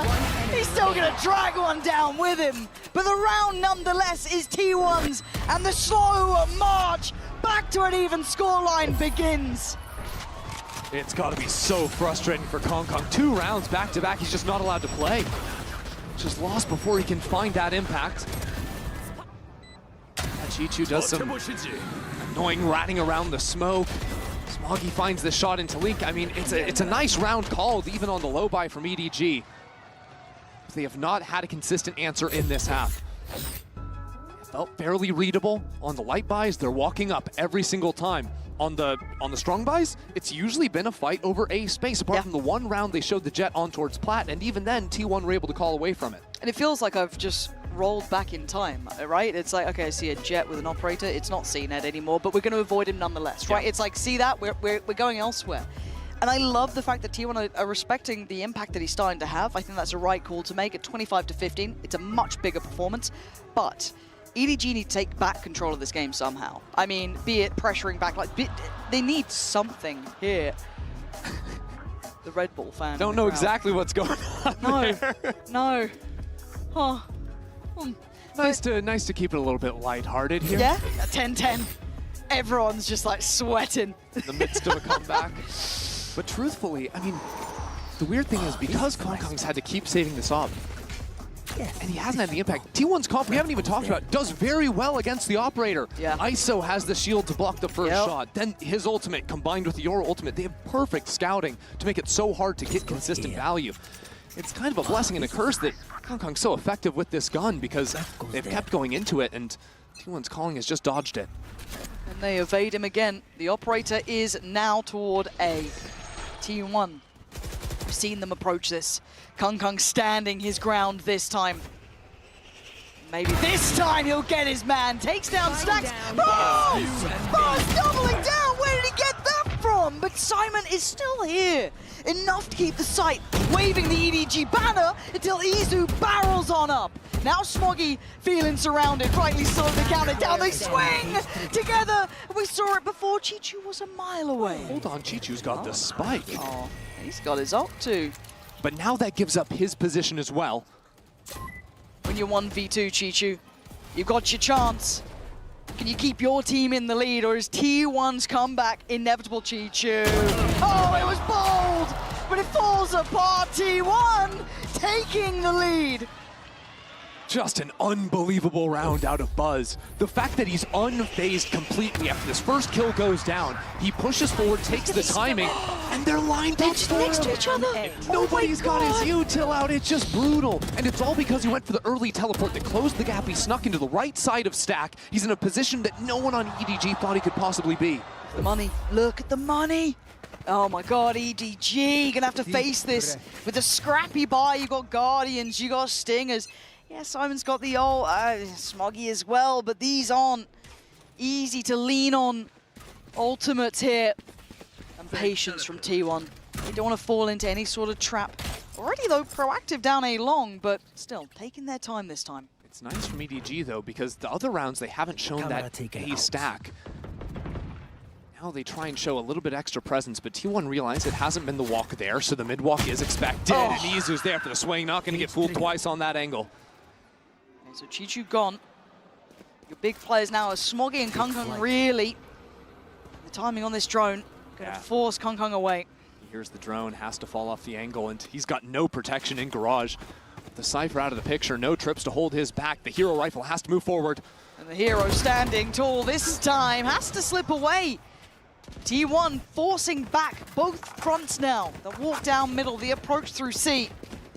They keep EDG in the dark. I think EDG might be reading this, though. Simon and nobody already on A site and calling in Smoggy, too. Now Izu is taking the opportunity to pop the ultimate in front B. That's a great moment, 30 seconds left on the clock, but T1 are sort of locked into this A hit now. Actually, they're not. They're gonna back away and try and fake this hit while the spike makes it into C. This is unbelievable. Meteor is keeping so many players, and he's still thriving. Outnumbered on the site. He's still standing. Just dropping body after body. T1 flawlessly making it to 12. T1 just exec'd all 3 sites at the same time and won every single one of them. They're on an absolute tear, 6 rounds in a row, 8 of the last 9, reading every single move EDG are trying to take. And now 1 away from being up 2-0 versus the reigning champions. Deep breaths now. We are watching something rather special here. 6 rounds in succession. T1 on the verge now of taking map 2. And EDG too stunned to speak. I'm expecting a quick tempo shift from T1. Once they deal with this tripwire in garage, options to accelerate into C off the ultimates. Early canceled out. They see the players on the site, but Smoggy is here. Smoggy is waiting too. The EDG anchor, but T1 are not slowed down.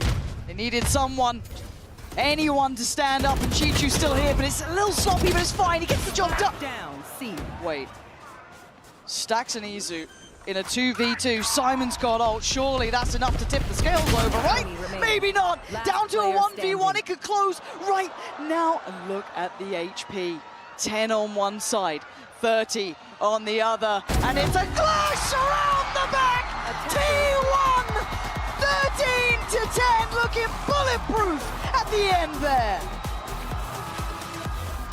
The thickest plot armor in the game, T1 are 1 map away from moving to the finals.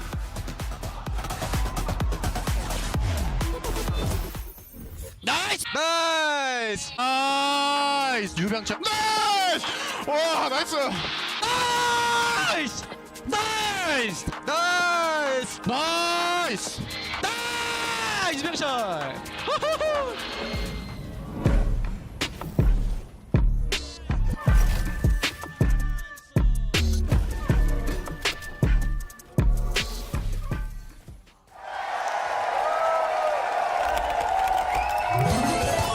Red Bull gives you wings.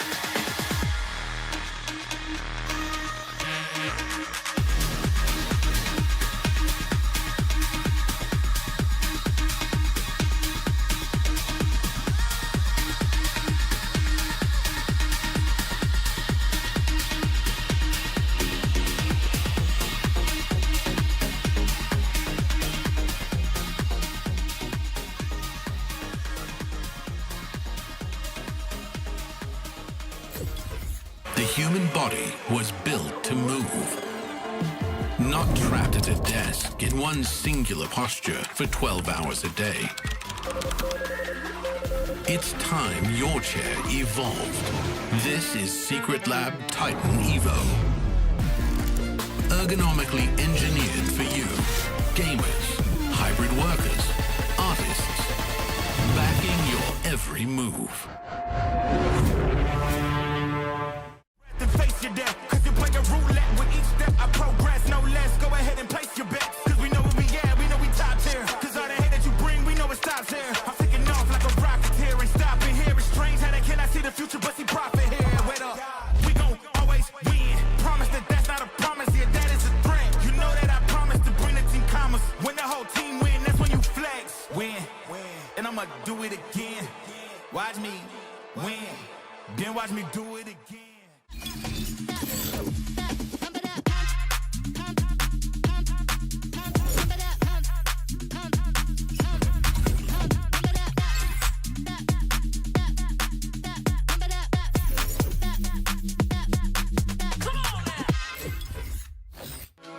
EDG had him in the first half, not gonna lie, but then T1 comes right back into it, and they win 13-10. And now the series is at 2-0 in favor of the #2 seeded team from Pacific. Let that sink in for a moment as they are going up against the world champions, and the #2 seed from Pacific is showing up big time here, Mimi. The only #2 seed to make it to the top four at Masters Bangkok. The team that was rated 8th going into this event now has EDG on the ropes. Well, I wouldn't go that far. By a lot of people, many people. Fraudulent according to many people. Yes, yeah. He's on the money. Hey, but you know what wasn't fraudulent? This incredible play from Buzz. That takes us to our Verizon high-speed moment, and of course, it's the Buzzman himself. And he ends up finding a nasty one here. Well, wait, is this the, no, okay, that was the one where he catches the shoulder. That's how good he was, so you don't even remember which play. I loved the one where he hit the shot, but ended up going transport to the gulag. That was another good one, too. Yeah. Some crazy moments in this game, Brand, for sure, but the fact that T1 dug deep to come back like this is huge. And it was these rounds that made it possible, right? It gives you the breathing room and the buffer to potentially make that comeback happen, which they ended up completing. Buzz, on an individual level, he hasn't stepped back in terms of his form whatsoever. This guy's been on a heater, beginning to enter the tournament, and he doesn't seem to slow any signs of slowing down. T1 have been so good because of their willingness to play to their strengths. And I think that this map is one of the best examples of that. When you have players, the quality of Buzz, the quality of Meteor, with the pedigree that those two guys have in Korean Valorant, and you put them on a map, on agents they're amazing at, they play with utmost confidence, they will deliver you rounds like this. But it's not just the individualism. This map again showcased how good T1 is at using their ultimates to support their teammates from across the map, at setting up little combos with the ISO utility.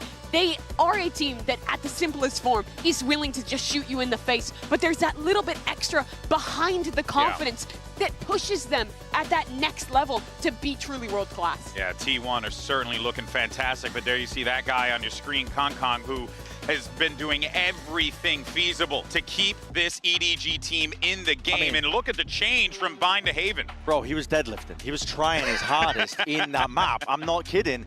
And genuinely, where they were going amiss, it wasn't in the firepower. I mean, yeah, him and Chichu were fantastic in terms of being able to trade off their teammates and playing off for some of their util, having huge individual moments that we saw over and over and over again.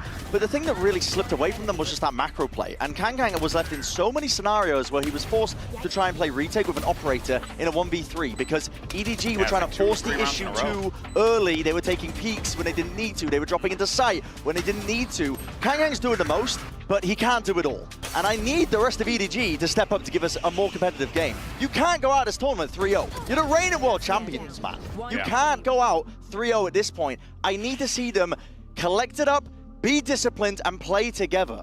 But if there was a map to come back for the world champs, it would be Fracture. They dominated G2 here. The only team to beat G2 this year with a 13-4 win. But they have a very tough task ahead of them because they're playing their Neon comp into T1's Vs, and Meteor has been so incredible on this defensive side. And Brent, I think of map 1 where EDG was just sending it on their X6 and the T1 anchors were feasting. Yeah, they certainly were. I mean, Meteor, the last time we played this map, I think against DRX, he was, just demonic. I think he dropped over 25 kills, but for EDG, they need that firepower, which we know they've already got, and they need confidence. They're going to be bringing it, pacey, tempo, it's going to be nice. The question on everyone's mind is this how it ends for the world champions? A 3-0 in the lower bracket finals. Let's send it back over to Pansy and Ender. Thank you, GB in the desk. I mean, I didn't expect to be considering this already. Coming into Fracture with T1, 2 maps in hand. This feels unbelievable. But surely for EDG, there is a chance here. Or do you think T1 just have too much behind them now? T1 just seem like they've got everything going, right? Ever since reintroducing Sylvan into this team, they've been 6-1 this year with him in the roster, 1-3 without. It is just clicking, but EDG, they're 3-0 on this map of Fracture. They destroyed G2 on this map previously. If they are to get back into this series, it is going to start here. What looked like one of their stronger maps. The fashion in which they approached that G2 game felt almost bullish in approach. They were so back in themselves, and rightly so, they trounced them. Is that confidence here today? Meteor has been marvelous, and we were complimenting them, especially in map 1, for T1 at least, with being able to divide and conquer against EDG. Izu again denies the push-up, turns the flash, he's back in the action. Where's the follow-up? No trade there. Sylvan a little slow on this, and EDG make the most of it. That's 4 alive. That's got to be a plant. Deciding to go up onto the rope, go slip and sliding through spawn to close out the round. I mean, that's a little bit of the gusto you wanted to see out of EDG, right? Yep. The Sands take, the double swing from Chichu and Smoggy.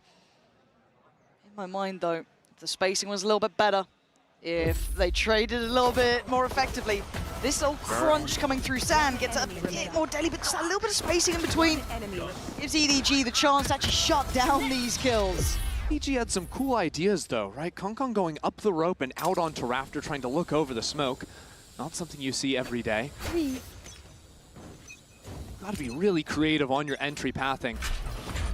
On this map to abuse side anchors, T1 just gonna face up 2 players, snag an orb. Credit to Sylvan to find the one. Yeah, that's kind of nuts, but you know, I guess he gets an orb either way to an extent. But for now, this should be stability for EDG. And I feel like I've been saying that every round, and then, well, sorry, every time this round occurs, and then somehow T1 just like proved me wrong, which is fair enough. But as it stands, EDG have site control now on both fronts. They've got a plant down. They've got a good idea of what's coming their way. Yeah, Buzz with a shorty shouldn't be able to do anything back there. It's really T1 just showing on the eco round, trying to orb max as much as possible, not giving away too much of their setup on a round like this. Could even just hold and try and play some exits. When you look at it, EDG have 3 rifles, so 2 kills here would be massive. 1 more, and T1 have done real damage. They've got a Bulldog on Buzz now. And yet you are looking at damage, right? You're looking to min-max, right? We don't look at round wins. Relax, guys. I think we're good now. Stacks, can he keep him on site? Can he lock him in here? Drag him down with him. Take him down, sure. Stacks is making this cost a fortune. EDG will make it out of the run. Oh, dear. Damn, okay, well that's not the outcome they were hoping for, but at this point, I guess you'll take 2 rounds. I mean, the rounds are good, but that stings, right? When everything's been going against you, just to get hit 1 more time on the way out. Not so good. But I think now's a good time to sort of look forward to the rest of this half, because T1, the way they play defense on Fracture is pretty interesting. You know, a lot of teams, they'll look for explosive plays right at the start. They'll sort of coin flip the round, sort of try and get a read on where you're going to be hitting early and go for an aggro piece. But T1 like to do a lot more mid-round aggression. Move into some trap plays after they've seen what you're giving them. Kong looks singular in approach, doesn't he? Focused towards the goal, but he doesn't manage to connect towards where he wants to. Buzz is still very much alive and on top. Stacks already prized out Kong. The sport's here. T1 looking down. Chichu swept aside. T1, first one looking pretty secure on that.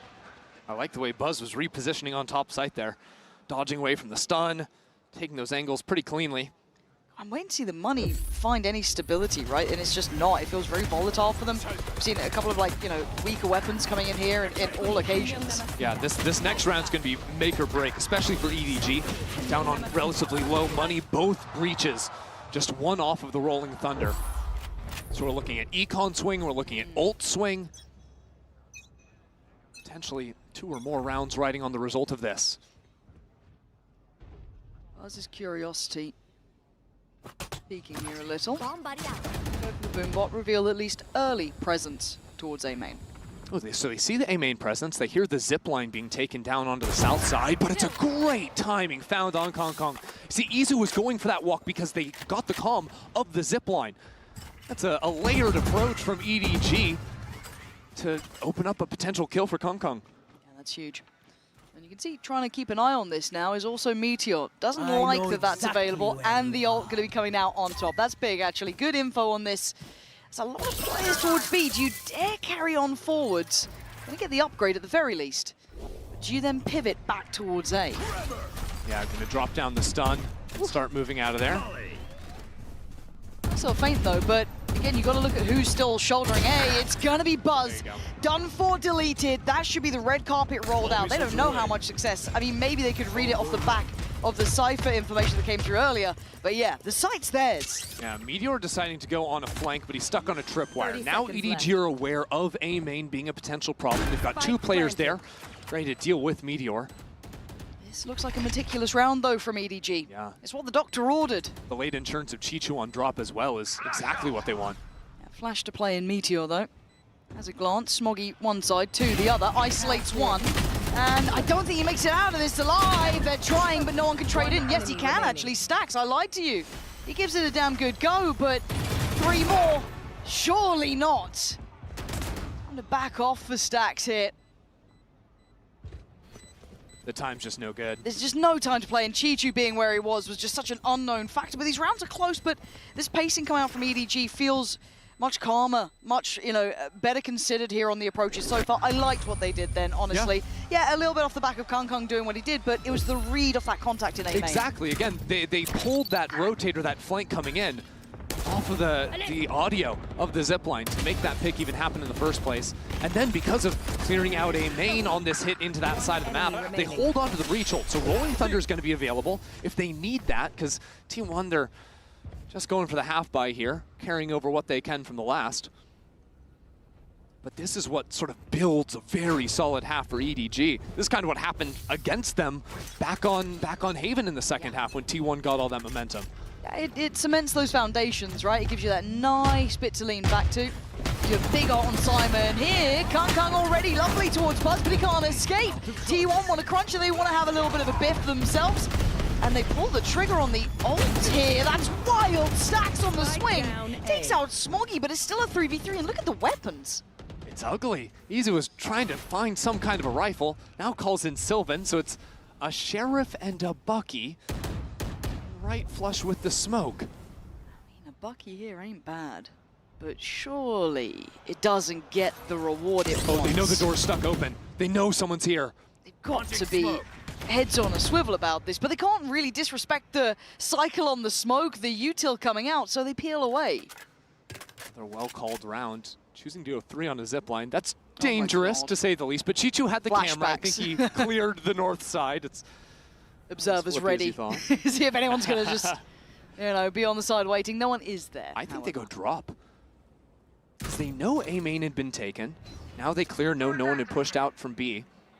30 seconds left. Good news for Izu is he's not exposed to the actual drop angle. And with only 25 seconds left, there's options to stall away with the Teo util to force players out into their crosshairs, but they're going on a walk too early. They've lost the timing to try and kill the spike. Okay, so Plant's gonna be there. They do get the upgrades though. Sylvan's got himself a Phantom. So they are back in this, but Redwell, nobody shouldering this. Is he alone? Doesn't matter apparently. Gonna find Sylvan. Nice! On the second. And the whole time, Meteor was pretty much disconnected from this fight, kind of waiting, wondering if it was gonna be that B hit. It wasn't. The 3 from EDG, navigating these puzzling problems very well. Meteor. Gonna make something out of nothing here. He's ahead of it. Meteor, thank you, Simon. There we are, EDG. Make it out of there with 2 standing. And again, it's not the flashy rounds that we know EDG can have, but these well-navigated mid-rounds that are working for them. It's composed though, right? And I think that's what we needed to see from EDG. We know they can be flash, we know they can be explosive when they need to be. But after that, where it's a little bit messy, you know, T1 getting a few kills even on the eco. To call it through, go north side, identify that weakness was good. Now those ultimates come into play, so T1 are back on a bye, but EDG have Rolling Thunder. Kong can dip into the ult. Smoggy too. Nobody's only one away as well. Like, they are all getting real close to that kind of full hand of impact ults. But Chichu, damn, that is clean. Yeah, Buzz just gets his head ripped off. That was the showstopper too. I mean, EDG are just full contact killing T1. And I said they weren't flashy, and I've told you, an absolute porky pie. Bloody hell, what on earth just happened? They just fully contacted 2 sites. Kong runs in and wins. I feel like I'm doing a disservice to the EDG players, being like, oh yeah, they can use these ultimates to secure the round. No, they just need guns. That was the most EDG round I've seen. Just walked up, battered 2 of them, and we're like, sick. Kong, slide in. Yeah, can't wait to watch that one back. Good luck, T1. I don't know what's happened in between these maps, but someone's had a chat to EDG. They've turned up and they look pretty sharp by all accounts, right? For Simon, 1 HP. Stay on Simon for me. Is he LAN experience scanning round? Yeah, looking for I mean, there's only so many places players he can be at this point. Right?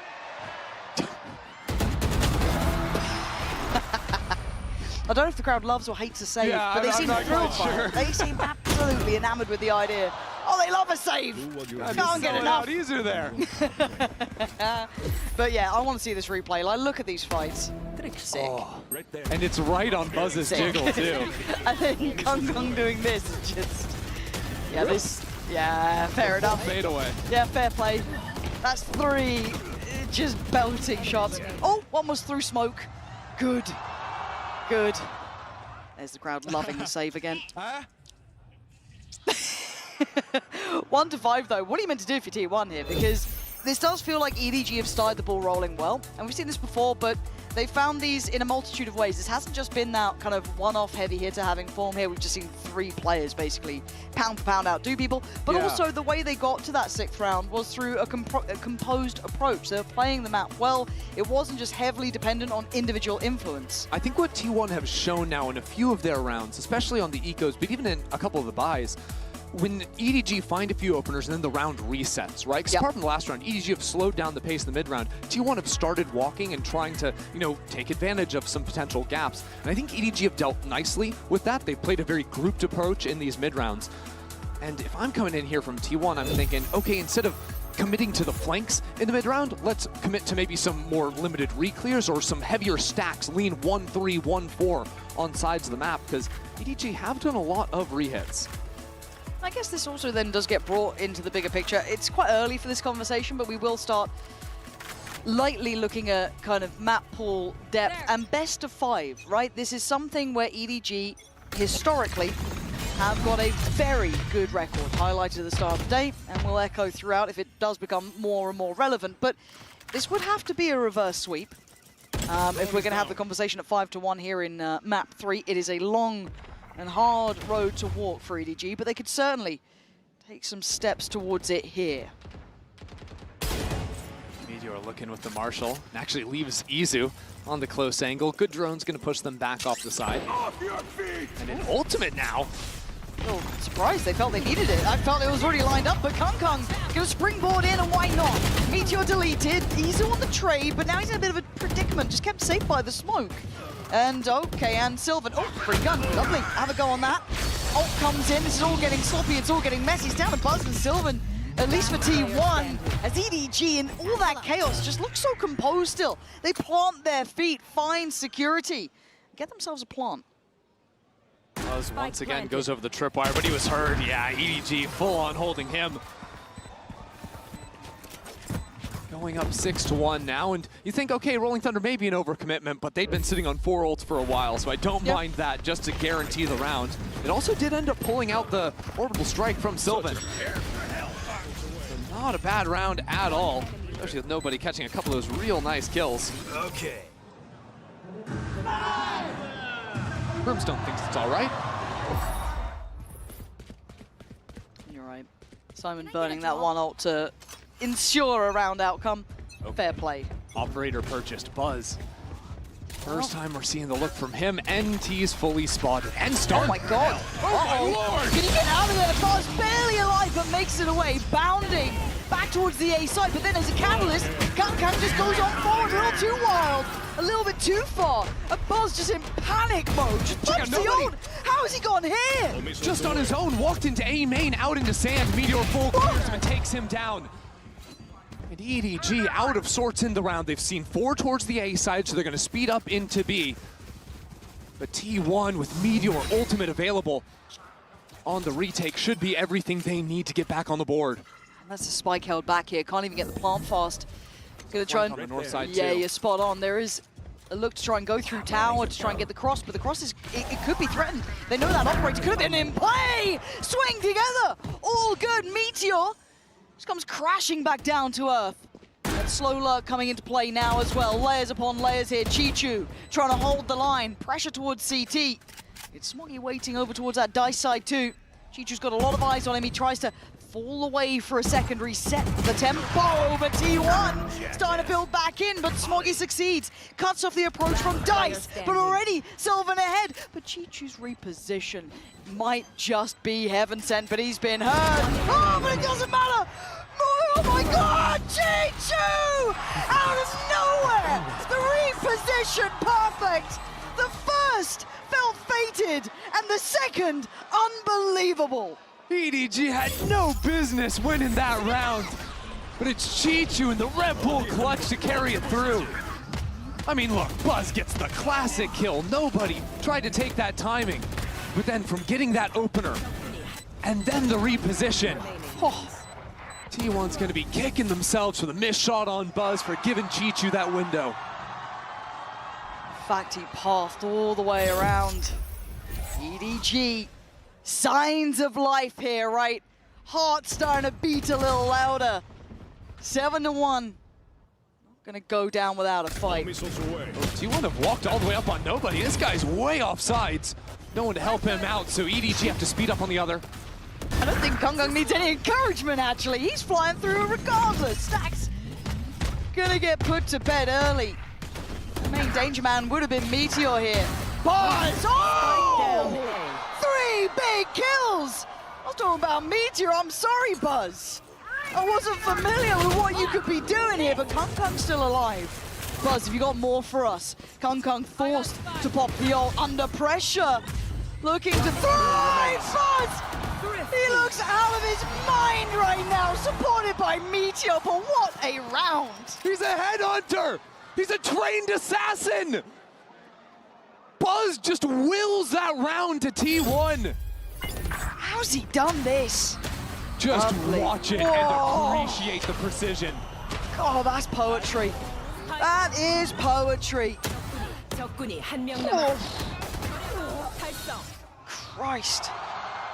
But that is a bright spark in a very dark map for T1.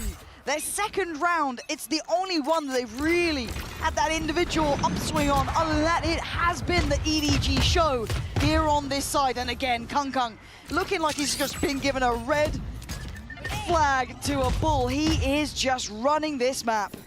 All the way up in towards heaven. T1 spot him out, anticipating it somewhat, but he's not abandoning the angle. Look at the confidence. He just keeps fighting. Maybe this is that confidence builder, right? Just go in there, get in their faces, remind them who you are. But T1 putting up a fight now. That's the spike. The spike is in spawn. Okay, well, that might have been a little bit too far. And Chichu's on 5 HP, so it all is on nobody. He's regrouped back into the B site, now into the spawn. There's no way this gives him a window, And right? T1 have given the spike up. One enemy remaining. Okay, just nobody. Needs a 1v3 here. Gets the spike, has 40 seconds. He's going to know where one of these two players is. Probably not the second, but he's going to hazard a guess that B's the best chance for him. He make up for what felt like a real fumble earlier in this one. Plant going to come in nice and open. About 5 different angles he could choose to hold at the end of this. Even outnumbered 1v2. This is by no means simple for T1. Got a bit of util, but so does nobody. Good stall here for the plant. Gonna use that boombot to clear close. Gonna be going in a little blind to this. Nobody shouldering the angle, and they're gonna see him on the cross. That's huge from Buzz. That now puts Stax in control of this, to keep control of the push through, to buy them time. They have to respect the util on the spike itself, and a 1v1 is not what you want to be giving. Stax needs to do the dance, he does the damage. You're gonna get the defuse, but this is not how you give a window of chance, right? This is not how this opens up even an opportunity, right? I mean, T1 are the momentum team. Stop it! No. They got 3 rounds, right? 2 back-to-back, though. 2 back-to-back, and you saw what happened once the floodgates opened in the second half of Haven. No. Why am I feeling this like the calm before the storm? Quell my worries and frets, EDG. Come out of this. Oh, we've got sheriffs. That's the problem, right? And okay, Simon's one off a Rolling Thunder. It's not impossible, but it's certainly improbable, especially now that Buzz has the up back. He's had a very slow start to the map, but ever since— Nice! Oh, come on! I was just about to say, ever since he got the up, ever since that one sheriff round, he's been lights out. More of that. Keep it coming. This is knife's edge stuff for Meteor, though. He's got problems just about everywhere. Hong Kong slipped the net. They have no idea he's this far ahead. And with Simon kind of doing that, it doesn't give away that there's a player this far up. Hong Kong's off the leash right now. He's behind the wire. They're trying to stun out. Oh! Sylvan saves the day, though! Kong Kong was played in perfectly, but he doesn't get his reward. And Sylvan's still staying alive, dodging around every piece of util. Meteor now digs in deeper. Izu in support. T1's trying to come together now. It's 4 rounds. T1 navigated that site beautifully. Bright Sylvan, the last second, is able to save his teammate up into tower, and then the reposition to group and play off one another. They're now within a spitting distance. And almost missed it because he was trying to stall out main with the molly. No one thought that Kong Kong could be up in sight already. And Pansy, this round is going to be explosive. We've got a showstopper for T1. We've got 3 ults for EDG, and EDG ready to attack into B. EDG, step by step. Getting closer now. Chi-Chu on the other side of the map. Oh, that's a tell-though. Yeah, that's a big amount of info as well. Because nobody's has defaulted A lobby basically every single round trying to take that fight. But again, they do have Simon's ult here that could be brought into play. There. And they're just going on this one. This feels brazen, it feels bold, this feels mad. Is there any place to be safe? No.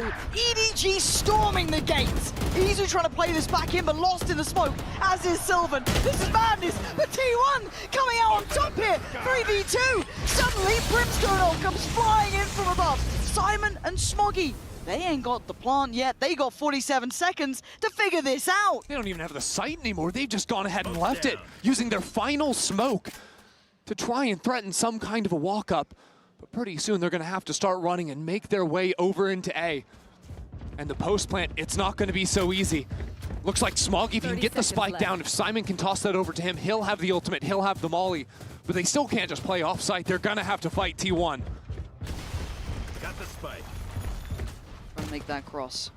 No one there for the challenge. You're looking at They're Simon waiting for spawn to slip CT. Having a fight on this. Trying to be the instigator, the difference maker. But this is a brutal angle to try and get more than one on. And Smoggy, he's gone away with the reposition. Doesn't get spotted. Stacking up now. They want to fight, they want to ball, they want to force their hand. Simon gets one, but one is not enough! T1 closing the gap on on the scoreboard. I am petrified. That one round might have given just enough hope to T1. T1 found something special towards the close of this half. You can feel it in the air, they can taste it. Just 8 more rounds separating them from the grand final.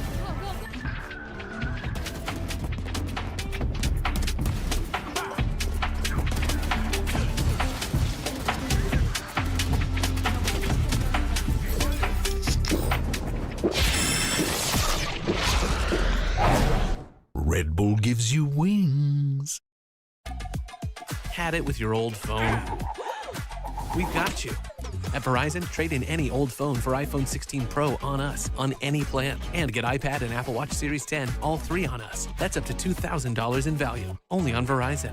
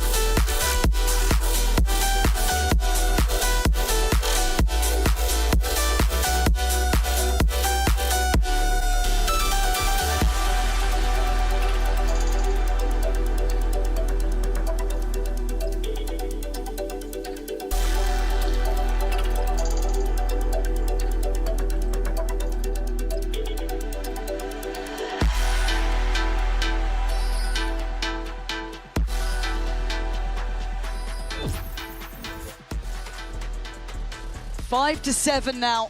The scoreline becomes imperative. There's hope among this T1 side after a rather daunting start here. EDG came out swinging, Ender. They looked great in those first early couple of rounds, fantastic. But then the gap closed. Yeah, they were so active, so confident, until T1 started just playing these side holds instead of throwing it away all on the flanks. It all really started once Buzz got the Sheriff in hand. He stole the round, he had that eco with the 4K, 4 headshots. But EDG can still equalize. They still come in with the advantage. Absolutely. This is still favored territory for them. EDG now, pressure. Starting to mount. Starts with a pistol. This could easily close up that scoreline, take it away. Really stark contrasts as rewards for winning this. Nobody is all on his own. This is such a hard spot to play. Do you jump up? Do you get into smoke? He's looking for timing. Yeah, feeling like he wants to be influential or maybe just wants to stay alive more than anything. This is now, ooh, a shot for Kung Kung. Isolating Buzz. The plant is in. They're opening door. They're trying to put some pressure into main, but Izu has played so far away. He's going to be such a big problem.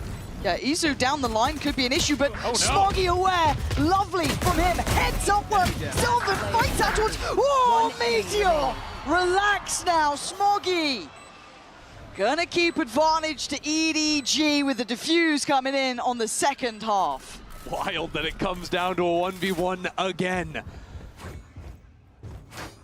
But EDG finally breaking up that string of rounds that T1 had found for themselves. Kung Kung finding the opener too. Yeah, it felt like a necessary breath here, right? Like a little bit of a breath of fresh air.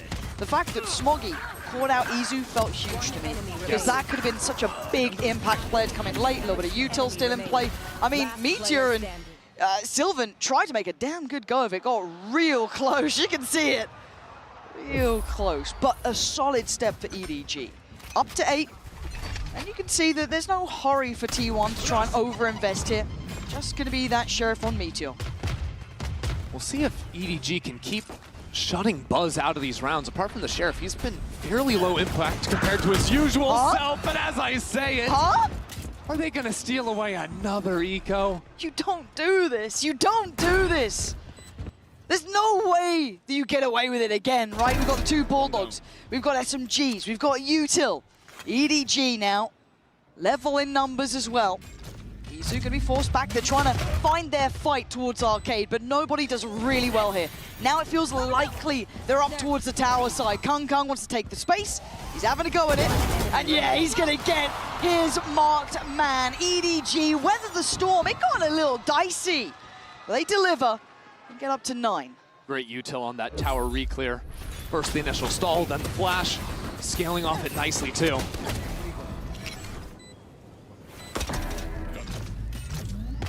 And sure, even when things get a little bit difficult, nobody's going to be there as some late insurance.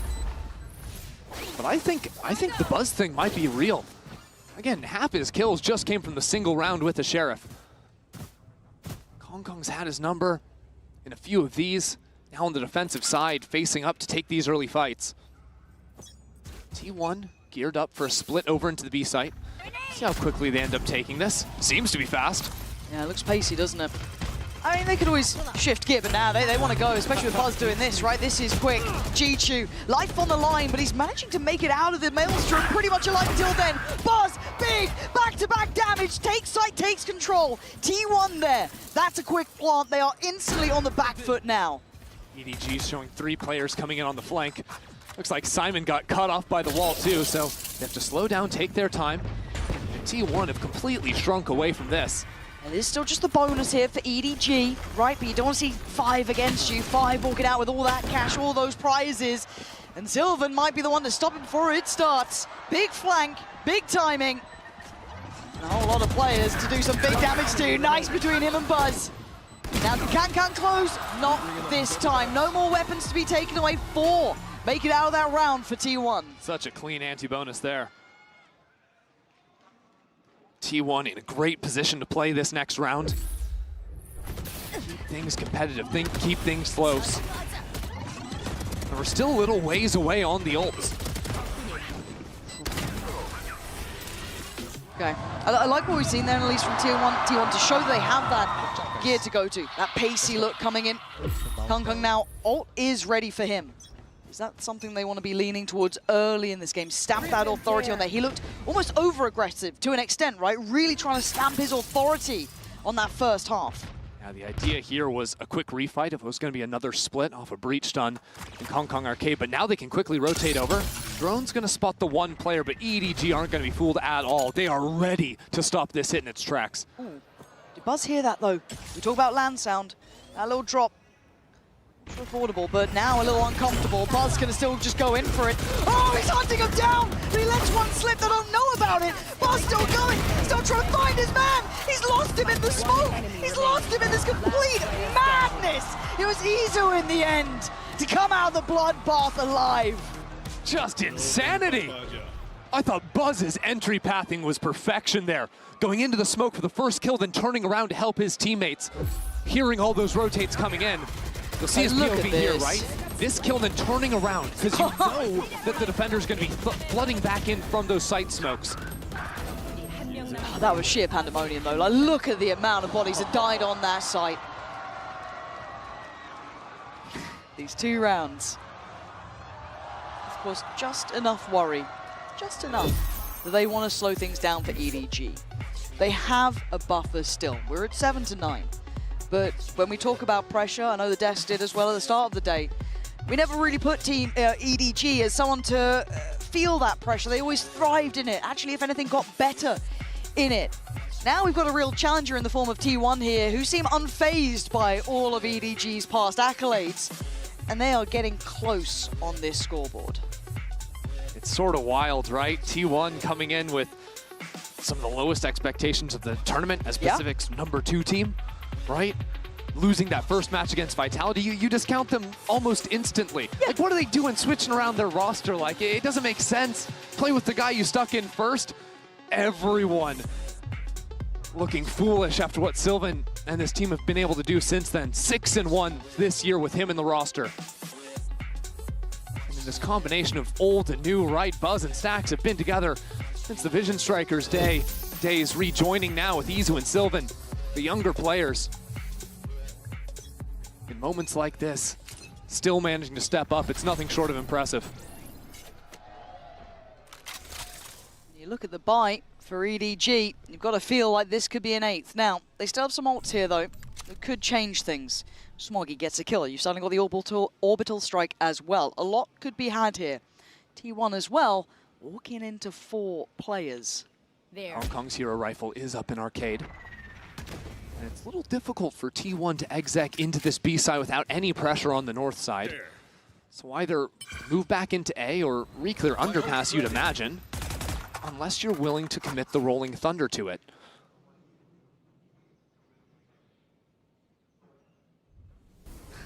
T1 backing from this.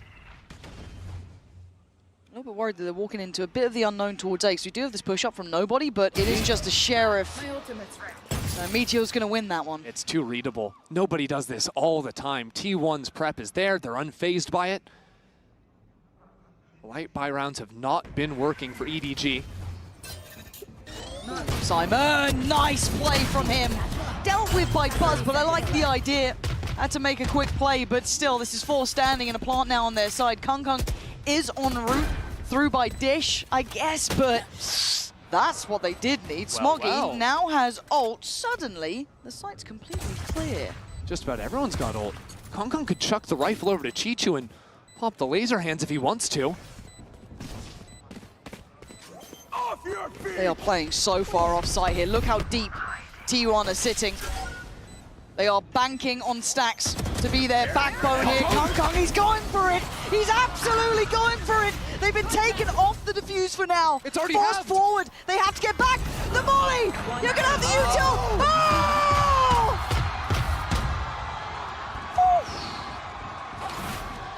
He just gets it like that? T1 throw 2 ultimates into the post plant, combo the utility, and just by a sliver, EDG are able to full stick it through. God, that was close. The util, as you said, a fraction of a second earlier could have been the difference on this. Error was getting half, and here it is on completion. Blooming heck. Close as you like. What a Red Bull clutch for him, though. He'll be over the moon with that, keeping EDG now up to 10, spurring them on forward, but there's a fight! Izu slicing through them, Smoggy and Kung Kung left in tatters.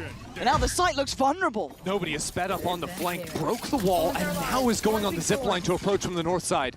So EDG have to slow down the retake. They can't be flooding out here. They need to wait for nobody. Gotta have the patience, the discipline to wait.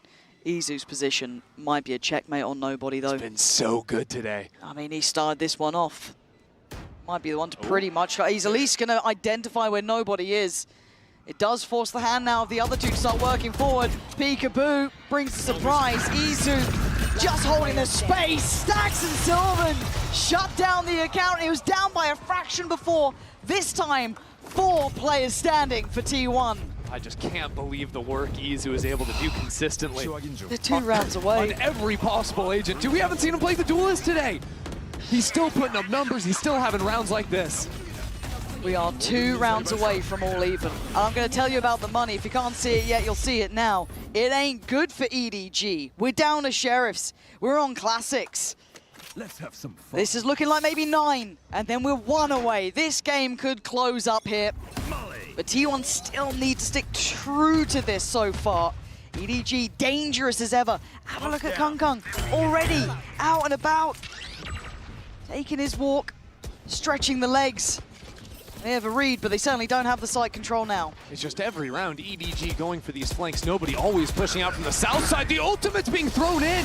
EDG are gonna get the kill, play the 4v5, but they've only got 3 sheriffs to their name. They are actually scrapping for this one. They are actively trying to fight on this with very, very little to their name. Nobody has so many players in front of him. He doesn't get the shot he wants. Nice in the end, but outgunned, outnumbered. T1 trying to come together, but EDG from nothing, making mountains out of molehills. A Meteor about to be outdone. EDG! The odds against them, and it doesn't matter. 11 rounds. You've got to just love watching EDG play. I mean, you are at risk of getting 3-0'd, and you're tossing the ultimates into a round 5v5 with absolutely nothing. A full-on MasterCard thrifty for them, and it works. The combination of the stun and the Brim ultimate from the heavens. And a couple of nice shots is what they needed. The fact they can dig that deep is unbelievable. Felt that might have been a bit of a slam dunk almost. Teed up for T1. Not to be, ever to be underestimated, EDG, no matter the money. That's a showstopper unlocked for Yeah, Buzz. it is. He can come flying out from drop. EDG have called this though, no one's on the site. There's 3 players flanking on the north side, and they can potentially speed this one up. Nobody's home. This rocket surely doesn't find anyone. Chichu needs to get out of spawn. Yeah, all good. But already T1, they're trying to re-clear their south side. They know EDG have to be pushing, and it's Meteor to find the first. Kong! He's left in bits. Beaten and bruised. He can't make it through the thorns. Meteor holds his ground. They are pouring everything again into this one. Chichu, Simon, nobody. There's not much more you can do. Meteor is just out of this world right now in this round. Chichu and nobody trying to pry these final players out of these positions, but they're well set up. To be able to divide them now would be spectacular. And it doesn't look like it's to be. Chichu fighting tooth and nail, giving everything he has. But he has no bullets, he barely has any HP, and he's certainly running damn low on time. T1 taking another step back here at 9-11. What's the money gonna look like for EDG? It wasn't pretty going into that, and again, they're just gonna have 2 rifles. Pouring on, barely. The way Meteor is consistently able to find rounds like this is so good. Look at what they've got. It's a Bulldog, a Vandal. It's a mess. Yeah, it is.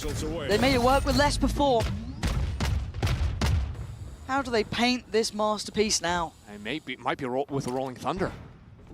They committed an ult last eco, and they won with it. They find, yeah, okay, so they spotted Kung. That's the rifle.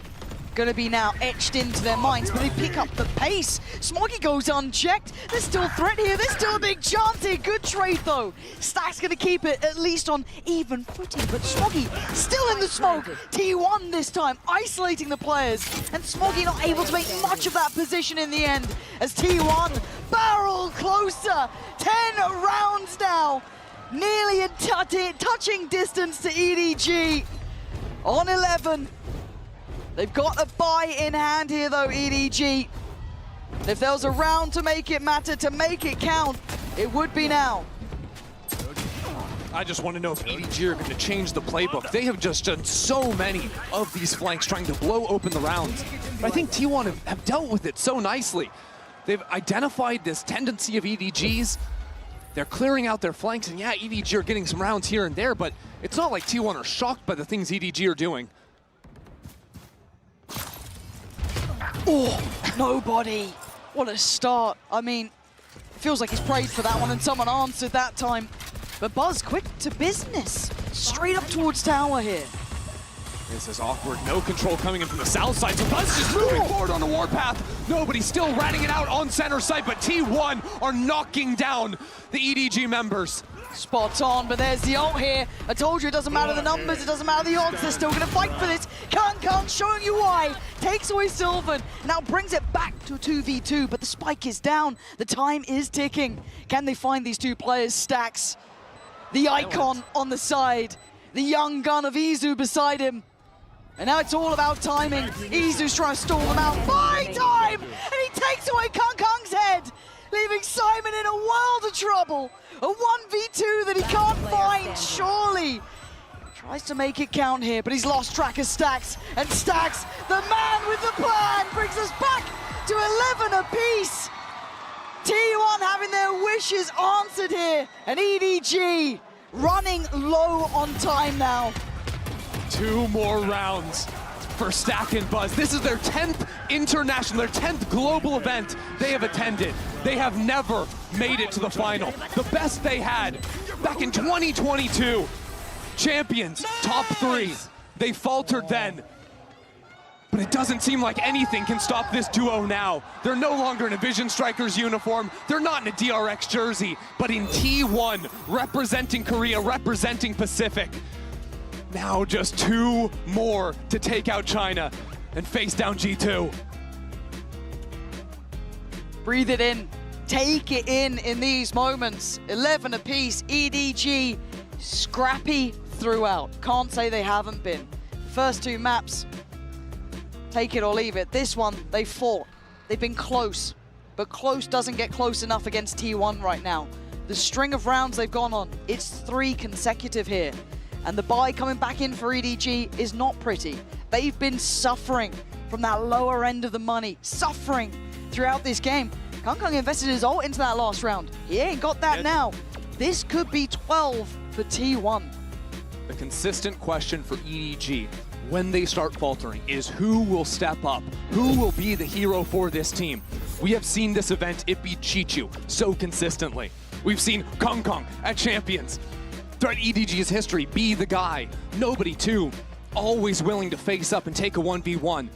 But now you just need someone to step up in the heat of the moment. This round, eyes on Kangkang with the hero rifle. The icon for the side, Kangkang as well, right? The guy who put them on the map to an extent. Now needs to stand tall. T1, head first here, looks like. It looks explosive, it looks direct. Smoggy somehow needs to find something, he can't find a thing!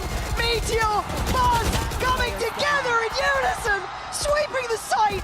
Nobody, irrelevant to outcome. They could finish this with a flourish and make it up to 12 with 5 standing. EDG might have just watched this map slip through their fingertips. And nobody's position revealed. And it's a formality, surely. In back-to-back maps now, T1 have run the gauntlet in the second half. Pushed it to the finish. EDG, they only have one more chance left after this. Can't believe it. It's a save. It is gonna be a save. It's the smart choice. It's the right choice. But it leaves you with a heavy heart here. EDG tantalizingly close, but the team to make it to 12 is T1 taking the advantage here. And now 1 round away from the grand finals. EDG may have been the favorites coming into this series today, but in the definitive round we're heading into, it is T1 riding the momentum of this slaughterhouse of a round 23. It is T1 stepping in with 3 of the best ults in the game against an EDG with barely anything. They will have to dig deeper than they've ever had to before to steal this round back to push OT, and even then it's not over. Now the calm before the storm. The moments before the mayhem. Buzz! The first to draw blood, but Smoggy still stands! Does he get to live? He does! He makes it out of the Inferno alive! And with the north side destroyed, now EDG stepping into main. But Stacks takes him down! Nice try, but they're holding on here. EDG, resilient to the end! Sylvan left in a 1v3. This man's been good. Probably one of the most intellectual players we have seen. This time, he's up against an EDG who are protecting that spike like it is their most prized possession. He wasn't even on the starting 5 roster heading into this event. Could he send them to the finals? Oh, EDG, Smoggy, so calm under such pressure. 12 apiece. We go OT! Couldn't ask for it any better. Just when you think EDG are down and beaten, they get right back up. And Smoggy, no less. I mean, you could say anyone else's name on this team to step up in a moment like that. The fact that it's Smoggy trading out his duelist when Kangkang falls, taking those 3 kills, repositioning, holding firm in the post. What they needed. It's a lifeline. A 12 apiece. That 14th round now is the goal. It's the aim. We go again. And now you don't have to worry about those silly ultimates. Just good old honest Valorant. And that's where EDG thrive. EDG's turn on the attacking side here. EDG, remember that Buzz was posting up an op on drop a lot. That's so crisp though. Kind of playing that almost off angle, aggressively shouldering in. They thought they could get a walk in there. I love this angle from Buzz. Yeah, Buzz, this feels a little bit new. I don't think we've seen him do this too often, no. And almost brought it down like a guillotine, but Chichu survives. Nobody now thrives, and they take towards the B site. Surely a plant on the cards here. I don't think much can deny that. We've got a flank far away. Yeah, and a trip line. That's going to spot out Stacks. EDG won't be fooled in this post plant. That's the man that you need here. Izu? Yeah. No silly ults you were saying earlier. Simon's got one for himself. He's got full utility. Nobody as well has util to play with. This would need a miracle for Izu. And time is not on his side anymore. For EDG, a necessary break from what was an arduous second half. Clawing back in, game on, and it looks like this round over. Izu sprung in the air, EDG striking first in OT. First time we've seen EDG on a map point all day. It's crazy. That is crazy. But it's in these moments when masters are made, when champions are born. EDG have been at the heights before, and now with advantage. Heading into the 26th round, Kong's decided to go for a glass up. Seems like a timeout's going to be called from T1. Find an answer here. But honestly, this defensive side has been EDG's weakness. They only won 3 rifle rounds, 3 rounds even, after the opening pistol in round 2. But I don't think we ever saw the op look out of Kong. That could be a new wrinkle. It certainly could. And leading this conversation was actually Stacks there. A little bit of input from the coaching staff, but Stacks the one to kind of have a chat with the boys, it seems like. We're trying to pick him up here, get him locked in, get him focused on trying to either bring this back to a double OT or try and prepare for whatever EDG's got in store with them. Hey, it makes sense. He's been around from the beginning. Yeah. Synonymous with the early days of Valorant. It's true. But has never been able to reach that final peak. Ever since Vision Strikers went to the global stage, right? It just wasn't the same story for that team, for Stacks, or for Buzz. This is about delivering on that fantasy for so many events. Spot on. I am seeing Kong switch off that glass cannon there. The operator gone, switched out for the Vandal. Oh, Pansy, they are 5 players on the B site right now. Oh my god. Well, I think we're about to have a 5v5 on B pretty much. Izu! There's nowhere to get up. How's he alive? Oh, he's not alive anymore! Kong puts him in their grave and reminds them who he is. Sends him scattering. Meteor trying to dig in deeper. Kong, he's not letting you escape. EDG still alive. The crowd in here is electric. EDG have entered the building. EDG are here to play.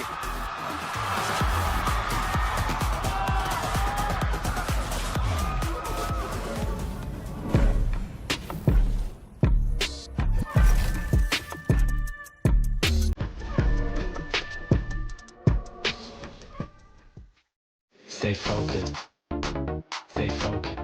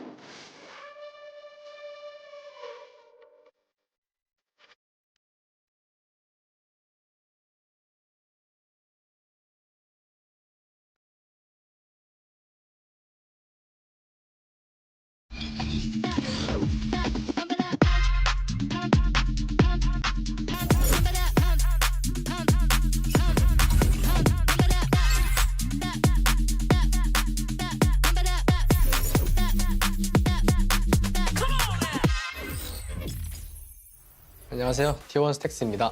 그리고 이제 저희 팀원들이 오늘 바이탈리티에서 경기 보여줬던 게 제 입장에서는 진짜 말도 안 되는 걸 수행해줬다고 생각을 하거든요. 제가 콜을 내리긴 했지만 거기에 맞는 플레이 전혀 주눅들지 않고 그냥 자기 소신 있게 꿋꿋이하는 모습과 퍼포먼스를 그만큼 낸다는 거에 일단은 너무 쉽게 게임이 굴러갔고요. 네, 그래서 너무 자랑스럽고 우승하지 못하더라도 저는 저희 팀이 얻을 게 많다고 생각을 해서 네, 자랑스러울 것 같습니다. 그냥 제가 이런 적이 몇 번 있긴 했는데 유독 어제만 조금 심하게 조금 게임 생각을 더 많이 했던 것 같아요. 내가 왜 이렇게 했을까? 그냥 조금 뭔가 조금 분위기에 휩쓸려가는 느낌으로 제가 콜을 많이 내렸었거든요. 근데 그거를 이제 끝나고 이제 저희 선수들과도 얘기해 봤을 때도 선수들도 다 이해를 했고 근데 저희가 조금 뭔가 이슈도 있긴 했지만 그걸로 이제 잘 풀어나갈 수 있었는데 제가 그것만 했었더라면 달라졌지 않았을까라고 좀 자책을 많이 했던 것 같고요. This is on red. Hicks gets knocked out. Was able to find one medium play forward into the smoke. Span across the box to Stacks. Will come down 4. 저희가 어제 EDG한테 비록 졌지만 충분히 그것도 이길 수 있는 경기라고 생각을 하고 그리고 저희가 졌을 때도 그렇게 기분이 나쁘진 않았거든요. 다른 이슈가 있기 때문에. 제가 엄청 좋아하는 선수들도 있고 제가 점점 좋아하는 팀이지만 근데 스크림과는 전혀 다르다는 걸 저는 일단은 대회하면서 느끼기도 했고 그리고 이제 저도 이제 EDG를 만났고 이제 저희가 다시 한번 만나서 붓을 차릴 것 같습니다.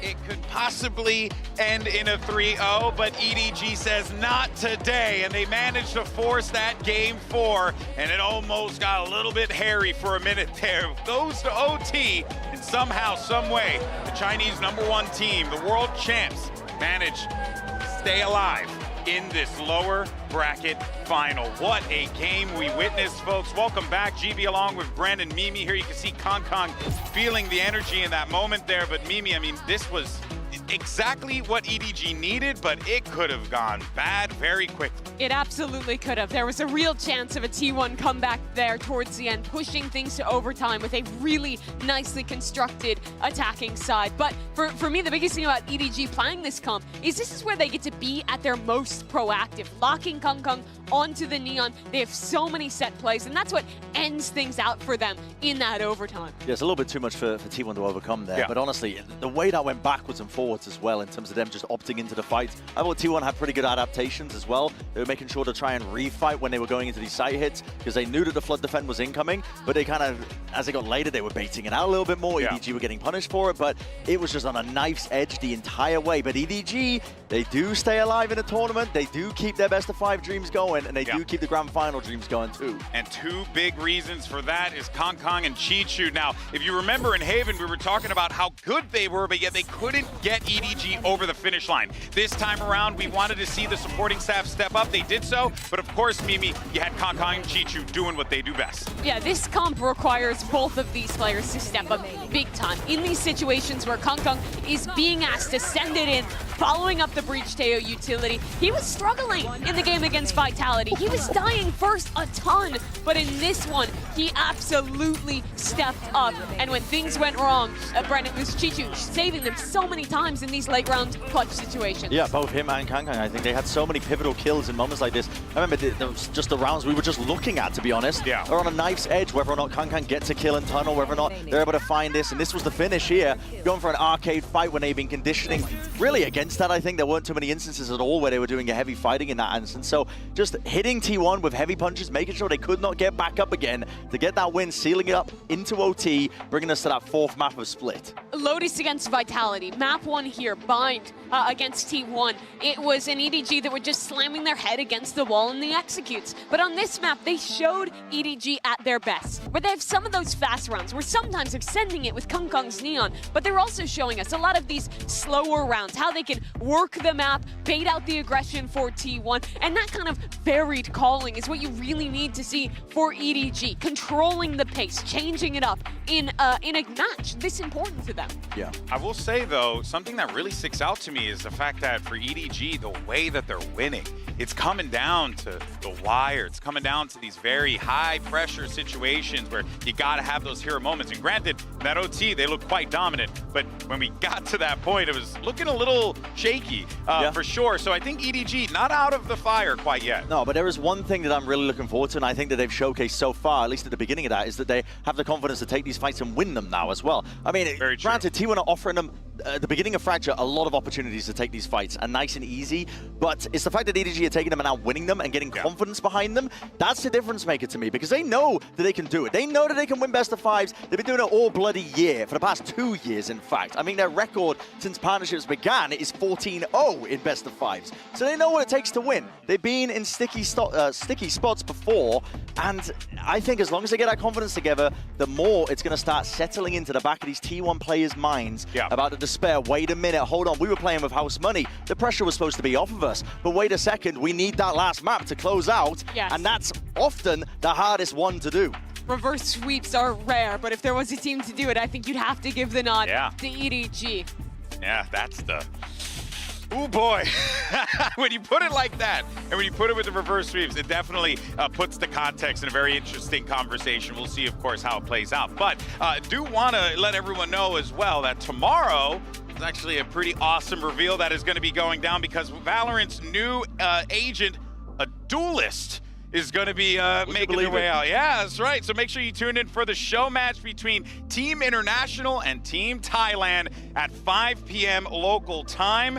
And of course, that will be followed by our grand final between G2 and the winner of T1 versus EDG. Don't forget, new agent reveal tomorrow. It's going to be awesome. We're going to have a lot of chats with that. But let's continue the conversation here while we have time. And also want to let everyone know as well that, you know, because we're going into maps 3 and 4, is a little bit of an extended break for the players, because, you know, you boys have been up there for a hot minute. So they need a little bit of a break, if you know what I'm saying. So let's continue this convo here and really discuss how EDG are starting to wake up on a lot of these key moments here. A big thing for them on Fracture in both their earlier match on this map where they decimated G2 and this one today were the retakes. When they're playing this Neon comp, they do a really good job of taking proactive timings to get out of smokes as their opponent is sending in an execute, and quickly overwhelming with the fast pace this Neon gives, combined with the excellent supportive utility from Simon and Nobody. And Brent, something you were critical of from EDG those first 2 maps, which I agreed with, was that at times Simon's supportive utility felt a little missing, especially on binds. But that was a big turnaround here. I think the team play, the initiator play looked way better for EDG, and it won them a lot of these retakes. Yeah, absolutely did as well. Empowering Kang Kang is going to be one of your primary win conditions, I think, as you go even deeper as well, heading into Split, because they play comps where, you know, it's not just 2 duelists that can, maybe Kang Kang can play off of it. There's somebody else just kind of initiating for him and taking the point of contact. He has to be the tip of the spear, but you kind of need to set him up to succeed in that capacity, because the way that they play those comps on Split, unless they change it up, he's going to be playing the Jet as well. And we've seen him do just absolutely disgusting things on that role. But again, it's... For me, EDG are at their best when they're forcing you to play at their tempo. Yes. And that's what they did wonderfully on Fracture. That's why they love this Neon comp so much. And T1 were struggling to keep up, but it was on a knife's edge. But I have to harken back, I think, to the point that I really think is important here, is that EDG, they have that cold mentality that knows, they themselves know that they can win any best of 5. Yeah. They know that there's no back against the wall. It's do or die for them. And they've been in spots similar to this before. That is a very, very powerful thing. T1 themselves, this is new ground that they're going to be breaking for a lot of them. Honestly, it's going to be the peak if T1 manage to get over the hurdle for Buzz and Stax themselves. They've never gone past a 3rd place mark at a global event before. And that is going to be a worry, I think, genuinely. I'm not inside the players' heads myself, but I think it's going to be at the back of their minds wondering, wait a second, we can break past that ceiling here and now, and it makes it awfully difficult to close out series like this. Man, this is a tough one, because if you're EDG, you got to make a reverse sweep happen. And that's your only choice, maybe. Make a reverse sweep, or else you're done. But they have the momentum now off of winning that last map, and there are a lot of questions around the split. We've seen both teams play it thus far at this event. The last showing for T1 was their dominant win against Team Vitality, the match that brought them here. But I still have questions around T1's play, because I think a lot of that game was Vitality showing these very slow attack side mid-rounds where they weren't actually doing that much. And it was coming down to late executes when T1 had all their utility, They played great. The team play was on point, but they were at the advantage because of the way Vitality was playing so slow. And I think this is going to be a much bigger test against an EDG who is going to push that pace, Brent. Like you're saying, try and control the game here. And I can't really remember as well and recall which side that T1 are going to be starting on, whether it's attack or defensive split, but it does make a bit of a difference, I think, as well, because exactly the same arguments where EDG can take control of the pace of the game, especially on Fracture, which we just saw. On Split, they're going to have a different challenge themselves because it's going to be about slowing down a double duelist XX, which T1 are absolutely brutal with. They will rinse you in terms of their gunplay, but EDG have been showing signs of life that they can hang on in that regard. The fundamentals have been always there for this team. They've never really been missing at all in terms of the gunplay. So it's going to be deciding a lot, I think. But listen, we'll see when we get into it. You have a lot of options when you're playing with this double duelist composition that we're seeing T1 lock in. I think it allows you to play that more slow, traditional style of Split where you are playing super slow defaults on all your attack rounds, but you also have really incredible ideas with almost triple dive going in. Yoru TPing back, a raised double Sato, the Omen can be TPing into the mix, and you end up with these really overwhelming executes that can absolutely eviscerate side anchors. So I want to see EDG playing into a style where they're playing pretty heavy for mid control, going for a lot of flood retakes. You got to give a little and then fight back in, and that's something that they were very good at on Fracture. Hear the crowd as they're starting to get behind these squads here, and even the fans back home, you guys are voting for who you think's gonna win, and you're still holding firm on T1, which, hey, you know, I mean, it makes sense, they're up 2-1. But look, there is a lot of hope for this T1 roster for sure, Mimi. It's wild to see them in this position now, one map away from eliminating the world champs. The most underrated team at this tournament. They did not look anywhere near this good playing in Pacific. They had rosters swapping back and forth. They even brought that to this event, playing with both Carpe in the roster and then bringing Sylvan back in. No one expected them to be here, but now on a map where they are strong and one away from closing this out. Yeah, and you know, I don't even want to say that they were underrated. They were just not even considered. They were not even, you guys, no one gave them the time of day, right? And here they are, one step away. But the problem is, as being mentioned before, that final hurdle might be the most challenging. And here come the agents locked in. And there's a lot of worries for EDG off the rip here, I think, as well, because Izu is going to be everywhere at once. That's one of the benefits you have with the Yoru, instant rotations. But EDG, they now have the momentum. I think they've always got the belief that they can do it in situations like this one. And I think for T1 themselves, it's again going to be that firepower, man. You're running double duelists, it's all going to be about that as well. I think also going to have to probably keep an eye on Meteor. He's going to be trying to take liberties as well, just vacuuming up space, making sure that they can win a lot of those scenarios. But man, I'm hoping it's going to be a good one. I'm sure it's going to be. Well, let's see if we can get to a map 5. I know everyone here wants it, so let's send it back over to Pansy and Ender for the call. Wouldn't that just be a treat? But there's some new things on the playing field, right? For EDG, momentum now beside them. They made it through Fracture. But for T1, we've got some switch-ups here. I'm so excited to see Izu back on the Yoru on this map. This will make his 4th unique agent in the series. The first time we're going to be seeing him walk in the duelist. He has been on fire on this agent. Him and Buzz, the tag team, the dynamic duo, have been excellent. It'll be the first thing EDG have to break in this attacking half. EDG, can they show off their pedigree here? Reverse sweep, the words almost feeling unfair to whisper. But for now, first moves made. Mid is already controlled. EDG putting a lot of pressure here, even getting tagged on through the smoke. They've decided to leave Kong Kong over into vents. He has the option to maybe even pinch into the A site while the rest of EDG work heaven. Yeah, Simon having a little swing up there with Chichu, but no one's really responded. Okay, Chichu does see Buzz, but that's it. They're not getting masses of information here. And all in the meantime, they are working towards A. It was a great round from EDG, baiting this out completely, and Kong Kong is here so quickly. He's in the right place. Meteor, I don't know if he actually gets... Yeah, he just sees him on the swing! Meteor gets away with murder! Pop flash bye-bye! Nobody good trade. Better positioning from Meteor again. Just catching him up. They're dropping like flies! T1 stand tall with the first found.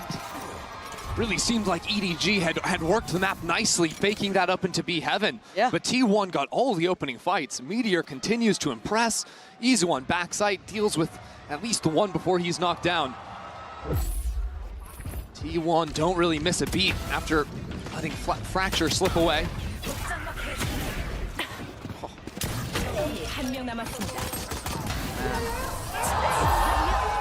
Nice little spark of rebuilding that confidence here for T1 as well.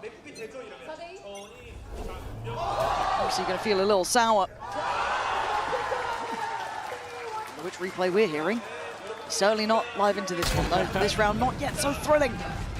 But we are awake. Buzz going to note a lot of presence here, a lot of early intention. Stack's going to commit to try and support him. Yeah, EDG have this wall they can sort of bunker behind if they can manage to get on site. Could give them some advantages, but I love where Buzz has found himself. Overcommitting to the spray though, and he's just about out of there. How is he still standing? And Stax is saving the day. T1 look immovable, holding this down. How is he still... Hopefully we can fix that up for you guys. Oh, that is awful strike out. But Smoggy is going to make a go of it, but it's easy to close out the round. T1 up to 2.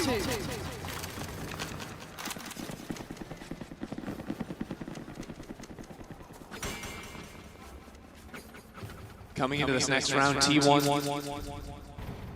Couple of Guardians, the Bulldog as well.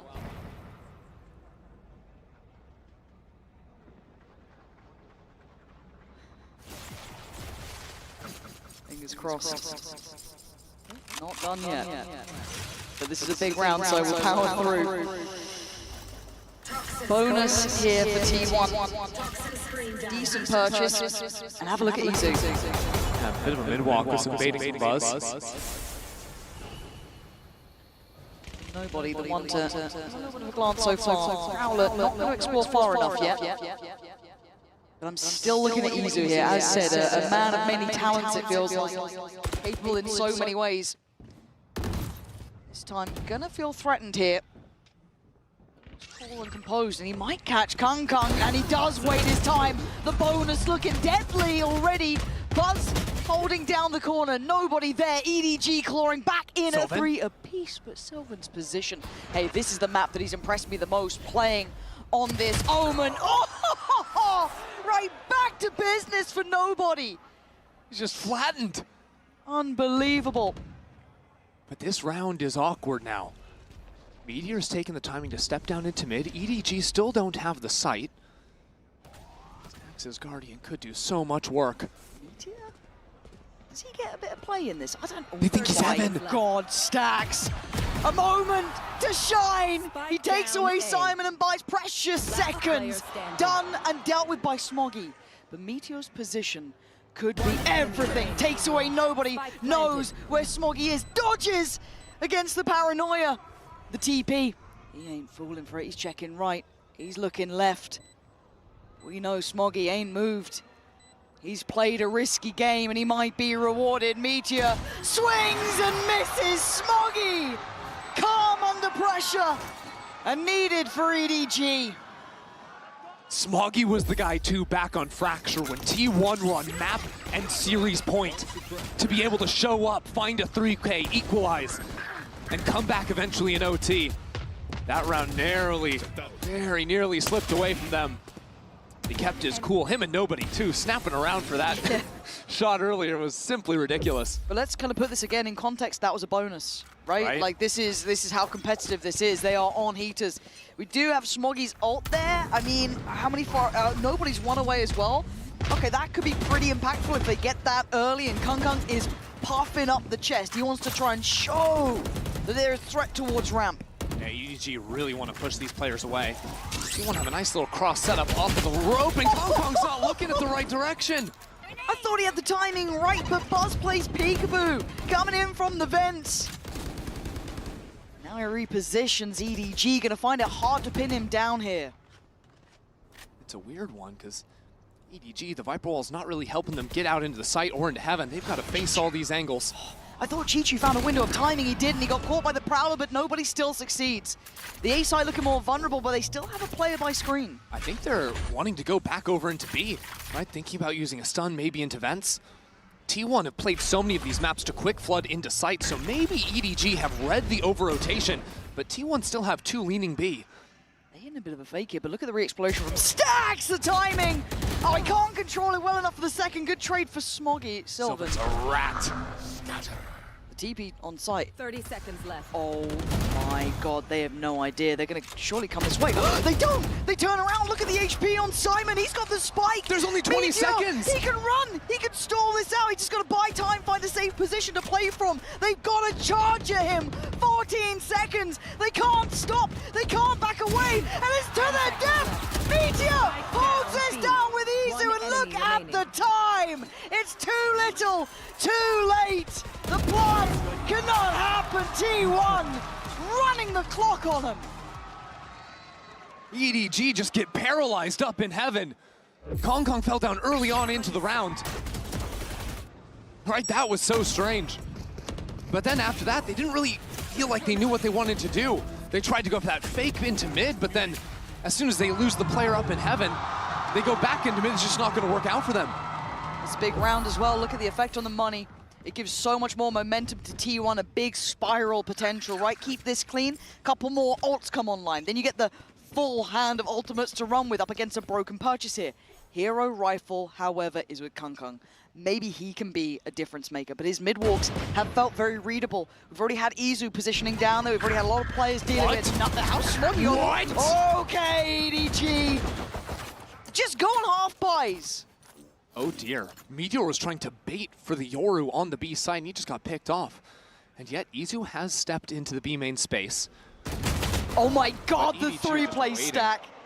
That's so sick. But I'm going to be honest, T1, what are we up to on these rounds against half buys, against force buys? God, Smoggy. That's a stunner. Can't do much about that, but you talk about momentum, you talk about keeping clean. That ain't clean from T1, but god damn, that was good from EDG. Quite a way to bounce back as well after losing the last round effectively on time. What a tantalizing prospect this is as well, because it gets them back in the game. It skips the queue for the economy, right? They get to get right back in on a buy. The money's back in a good position. Yeah, the ult round will be coming up pretty soon for T1, but it's not going to be an impossible scenario now.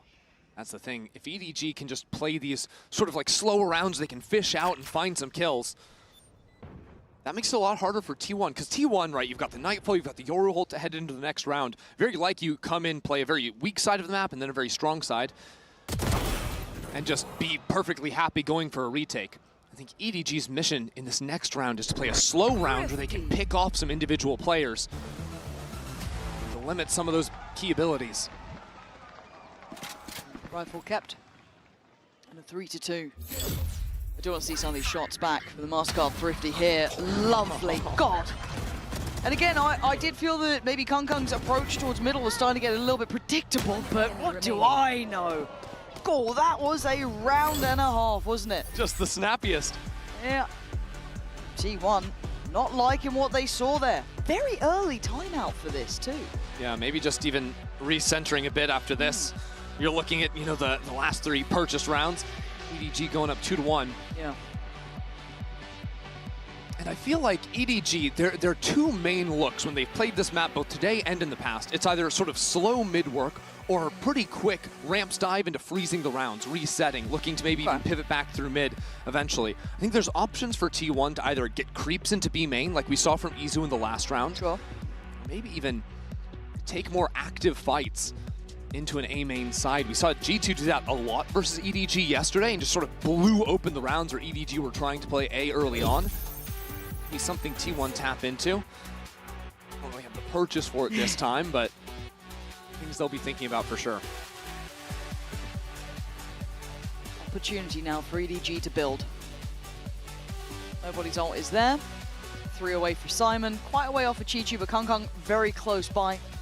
And hopefully some stability to come along with this, right? To get some financial backing on the money, build that buffer to be able to depend on For now, T1, I guess we asked the question, can you do what was just done to you? Right back at him. Early investment of utility to facilitate this pressure towards B main. T1 put the Viper's Pit in mid as well, so not giving up on this round just yet.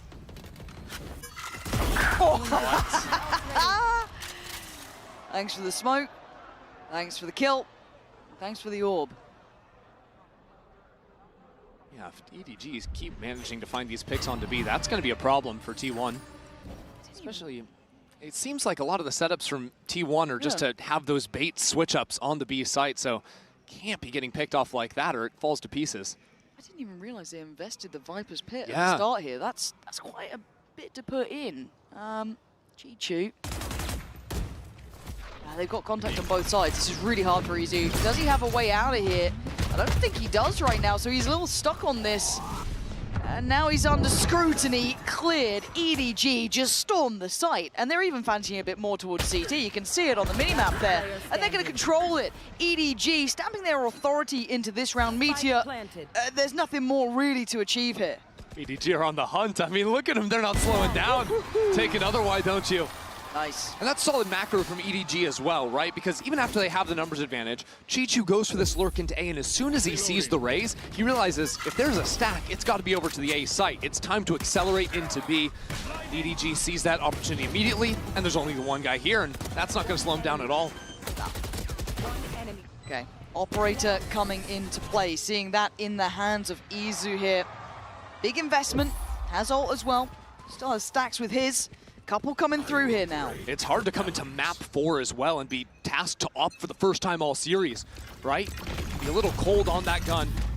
But Izu has been so effective on the Yoru this year, this tourney. He's really had some breakout performances on this age and this map in particular. I mean, the guy has done so much to switch his mentality. The amount of agents he's been playing. Fourth unique. Yeah, let alone the Operator to boot. But a little off angle. Nobody might have heard the crowd get a little excited by that. I'm wondering. Don't matter! Izu got curious himself. Yeah, Izu's not cold with the op. No, he looks... First op kill for the series, no problem. Yeah, he looks good with this. Ooh, Kong saw a pick. Ooh, he almost got caught on that. Lucky boys, does that catch one or two? I got both of them there, I'm pretty sure. Yeah, it did. So now they know Buzz is up here, however. He's ready to meet this. I think Chichu's seen him. Oh, maybe not, or maybe it wasn't called out. EDG do trade in well here to keep this at a 3v3. Oh, and now with the dimensional drift coming in as well, T1 might be able to spot out all 3 players. They've snuck 2 players into backside as well. With only 30 seconds left, EDG are just losing on time. Not again, right? We've had a couple rounds like this where they've really slowed down, where they've been held back, and Izu lands another. You're not getting up round. Find somewhere else to go. You're not coming through heaven. Go have fun elsewhere.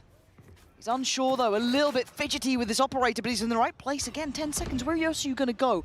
Where are you going? Izu! He's sending him down to hell. The second they step towards heaven is 2 more seconds. Oh! Stunning from Izu. It's untouchable. The first op round all day. And he just takes them down one by one by one. First with a little op angle, peeking into mid, and then the double flickies. Ooh! Pretty nice. That's pretty nice. Yeah, you know it's good when even the crowd's just like, what the hell? Big round coming up here. Ultimates on both sides. EDG have 5 players ready to attack into A. Going all in on this. Oh yeah, they are. There's nowhere to hide. Back towards Pillar, I guess. So fight forward. Fight for your life. Buzz takes Kong out of the sky. T1 hold. Silver there. Buzz again. T1 not letting him through. There's no access. What a round from Buzz. Snapping around with the showstopper to take Kong out of the sky and then getting right up on top of the smoke. Look at the ults they've invested. EDG, yeah, they can buy, but they don't have what they want. This was an all-in round. Look at that. Oh, I just love the way T1 are playing right now. Oh, Kung on the op as well. But a quiet performance here from him. Singing his praises before, right, starting to warm up a bit in the previous map. Here, a little more quiet. This map looking like Smoggy and friends right now.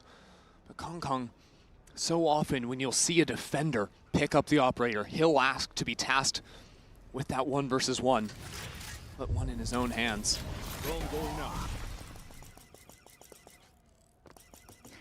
And what a different look already, right? Absent in middle.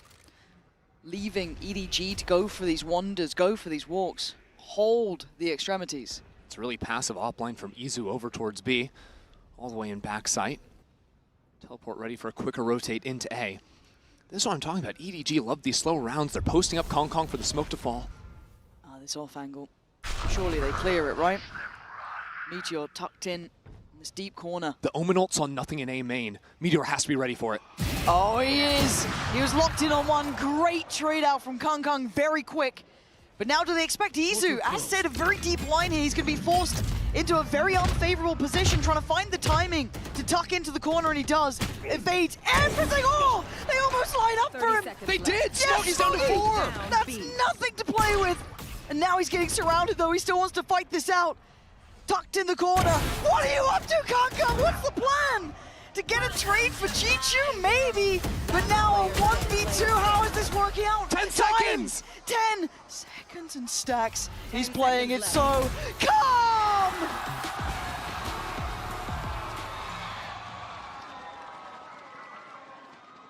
In every single critical moment, that is where T1 are showing up.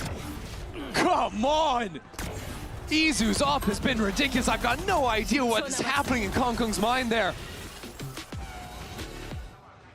And yet it's T1 to pull through in those clutch moments. EDG are gonna have to call a timeout. Yeah.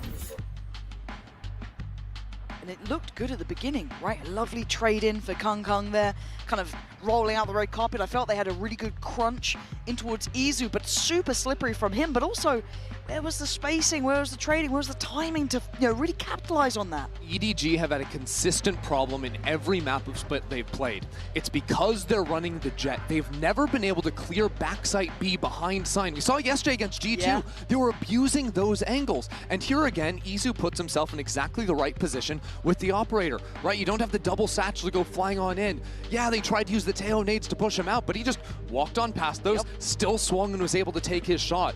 You have to be way more precise with your moments, with your scaling, with your spacing when you move forward. Running a comp like this onto the B execs, or Izu's just gonna keep running rounds like that against you. Yeah, it only compounds the problems, right? We're now seeing 3 consecutive for T1. 7, 8, 9 looking real pretty for them. EDG off the back of a timeout now. Gonna try and facilitate a buy, muster something together. We've seen them with some heavy hitting, half purchased, messy buys. They do it again. Right, so that Prowler will confirm a real teleport from Smoggy. Not gonna be any fake embeds. But Izu was once again in the weird angle in mid. And I like the versatility we're seeing from Izu already. I've been posted on towards that B side before. Certainly going to add to the paranoia there, but they're going for a contact play, which is quite bold. And Stax should be able to get good info on this. That's at minimum 1, maybe 2. Not sure what he's seen yet. Teleport in. Smoggy has been the hero for EDG. Yeah, he's the one who stepped up so far. He's going to have to keep climbing at this point. Notes another. Izu closing in. There's 2 on this side. A quick kill from him, but it's back down to a 2v3. The site not quite secure. Spike back in hand, and Izu wants to cook here. Gets himself a different weapon. Spots out the site. What's the plan? Izu wait on the paranoia and take the site back. Take the fight back to them. But Kung adjusts his eyesight. Checks towards CT, finds Sylvan. And yeah, he's getting slippery with it too. Izu good, but not good enough. EDG, give him a half buy. Put him under pressure. And apparently they get you around. The quick pace into the B site there. EDG. I mean, it's a great combo to backside. Look at that paranoia. You've got the nades, the breach blast pushing players back into Smoggy's crosshair. And they were execing sort of before Kong even got there because he opened the round over on the A side of the map. Yeah. Smoggy said, give it to me, no problem. 14 kills for the Omen. Smoggy stepped up in a big way here in crunch time. Spot on. Now, money for T1 also on the line here. Back and forth we go. Fragile for either side.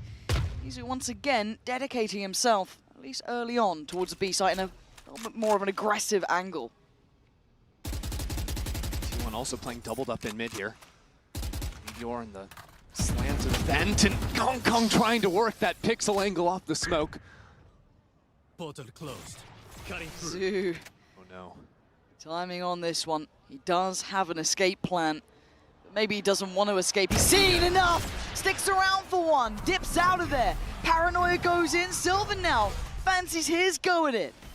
Would they predict him to be here? They're doing the due diligence, but still, this is tricky, this is tough. That's great from Sylvan, and now it's slippery from Izu. They don't know where he's gone to. They're getting choked out in B main. EDG are moving back into their Viper. Chichu has lurked into A heaven. Massive. And yet Meteor is in mid. Oh Not my again! God, and the patience pays Meteor with two! EDG walking to their death. 30 seconds left. All right, Chichu, you got to be the hero of the, I'd say round, but maybe even the hour at this point. Lost. Spike's gone, he knows it, 20 seconds. I mean, you could try and do damage, sure, but this feels futile. 10 seconds, and T1 will be grinning with this. That's going to be 7 for them. And what a lovely reposition from Meteor there, and Stax. He just fancies a go, and that's why 7 rounds now for T1. That's the second time EDG haven't cleared that exact same spot this half. And they're forced back into it because of the beautiful hold, right? T1 utilizing their teleports perfectly after getting the kills, calling in Sylvan to go into that exact same position. Backside that EDG cannot physically clear.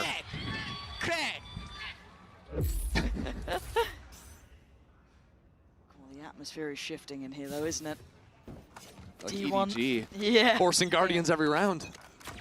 And EDG look like, I've never seen them really look this lost for overall answers. Izu again, this versatility. Showing variety in approach. We've seen him in various looks towards that B site. We have seen him in middle, but not this committed. EDG have been scared away from mid. They're just trying to run execs out of the playbook now. And A will be the look. But Stax, I think, is just going to catch the timing. Prowler only guaranteed to see one, and Chichu's been playing there consistently. TP did just cycle off of timing for Izu. He did have it back towards CT on A. See maybe that consideration of rotation coming in, but he's still posted towards middle. The rest of EDG patient. They're waiting on this. Yeah, nobody's going to go mid and then drone this out. That'll see the op teleport away. It's time for EDG to speed up into A. You got to face the music, take the fight. We've been worried on some of the timings here, but they still got plenty. 45 seconds, and they creep closer, but this is all seen. It feels really hurt here. I'm getting nervous. Buzz holding down towards heaven. Kung going to take the first steps, put his life on the line for it, and takes the space. Spots out. What? How did Stax get that? I do not know. But now Buzz is in danger. EDG breaking down the door, barreling in. Simon and nobody in unison, doing what is needed here. Paranoia for T1 to work with. Izu now blocked off the angle. He switches over into the rifle. Here it comes. Oh my God, Smoggy! Blind, but it doesn't matter. T1 and EDG close enough here. This is going to be a belting second half. I can't tell you which way it goes, but we might be going the distance, or maybe we're gonna have a new grand finalist. One enemy remaining.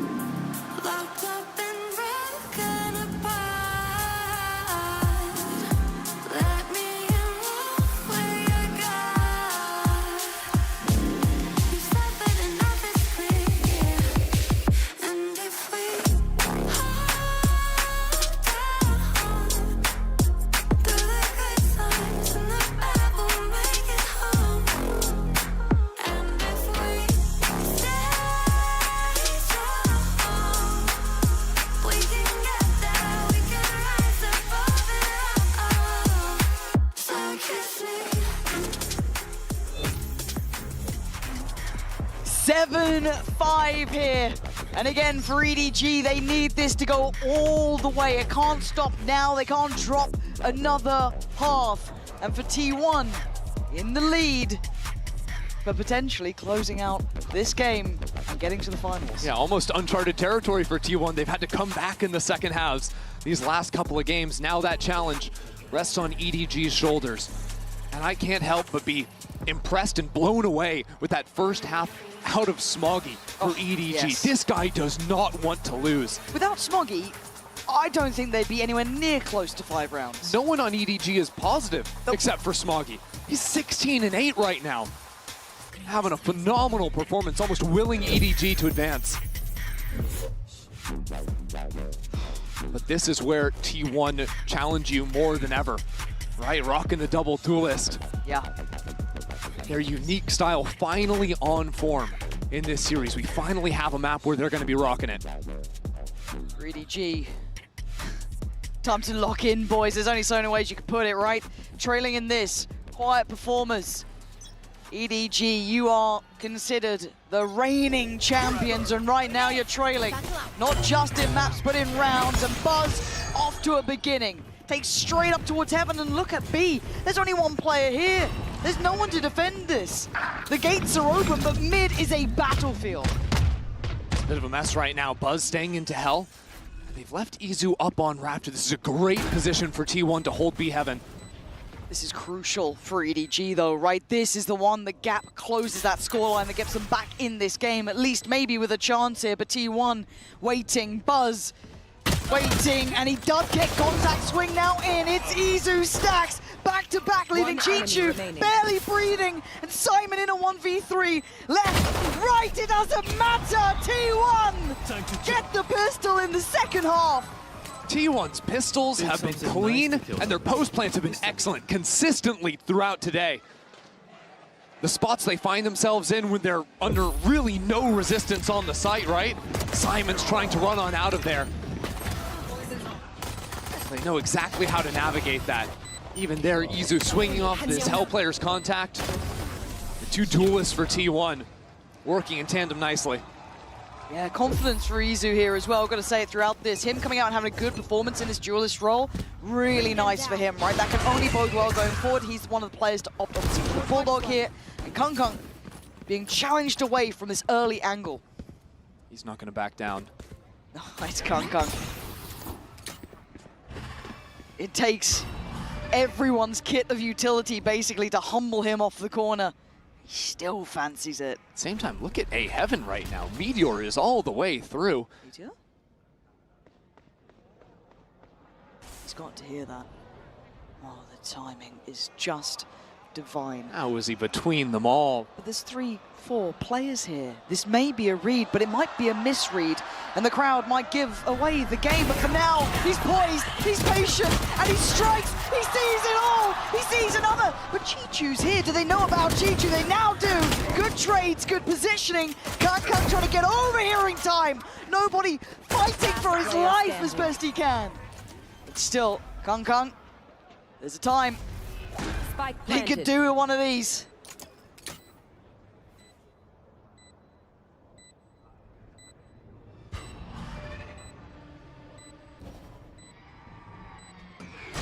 He's in the door. T1 deal with him easily. I mean, Meteor just found the perfect position to play from. That was so nice. And the trigger discipline as well. The fact that he snuck through, and then the first rotate came over into A Heaven, there's no world in which EDG are going to be turning around. And that is a pressure point that Meteor is going to consistently be seeking. Right? Very limited information with this EDG comp. It's just the Tejo drone. So as soon as that is down, the lurks are free game. Kung Kung still trying to show dominance towards B main here. Does have the support from Heaven, from Smoggy as well. Oh my god, there is a brawl towards 8. No more of that lurk-in business. None of that, thank you. Kung Kung, you are getting a little dicey here, but he's just found a bit of cover to play from, but they are hunting him down actively. Support coming in from heaven. It's getting scrappy. Good trades here. Smoggy going to keep it on level. Pegging, wait! T1! They win out on the site! This could be the round that propels T1 forward. A 2v4 that EDG are going to be facing down, and I don't think they're playing it out. They're calling it. I think they're calling it. Wow. I mean, Simon's on 7 HP. I can't believe it. This is the gateway round, right? This gets T1 up to 10. This is a technical bonus converted, so money's good. Walking away with a couple upgrades, probably. Looking at Buzz here. Does he get one? Yeah, he does. Okay, yeah. Vandal, yeah, look at him. They are set for a good long while now. Oh my God, EDG, they're on the ropes here. We'll see what they can piece together. EDG just needed any one of these first fights to go their way, but Smoggy was the only one that could get his. Nice. But that feels like the story of this map as well. Smoggy 17 to 11, putting up numbers. Where's everyone else? We've been seeing the praises of Chichu, Kung, everyone on this roster has had their time in the sun. But it's going dark at the worst time possible for them. 10 to 5. Make it count, dig deep. Two members of EDG forced down to nothing. Kong has the Vandal in hand, and they've left him up on his own. He has to show up. Show up or show out. He's got to back away. Again, forced off the angle, put in a box, put in his cage, put back to bed, and chased down like an animal. T1, confidence, sky high now. T1 are just unrelenting, hunting them down. EDG keep asking someone else to come to the fore. But now Meteor up in heaven. It's Smoggy every time, Pansy. Someone help him. Sylvan instantly checks him though, doesn't let him build into the round. Simon, nobody. It doesn't feel like they've got much building here, Sylvan. Putting on a show. And it's down to 1. And they want it done. 11 now for T1.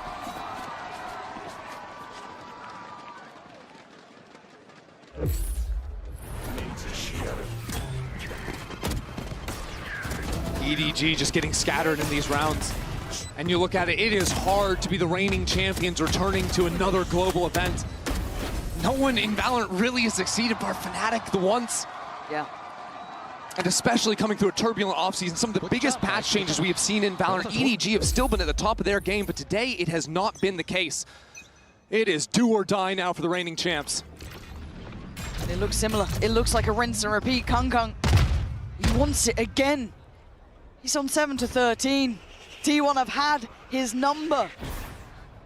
He's still sticking around. Simon's here now. Simon by his side. But that's 5 players. He has to excel, and he's dead. Izu breaks him down, and another.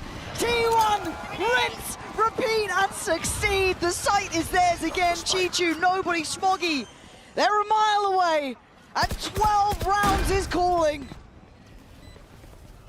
T1 smell blood in the water. Izu still holding the line, and they are unstoppable. Oh, unrelenting. Smoggy trying. Try as you might, Smoggy.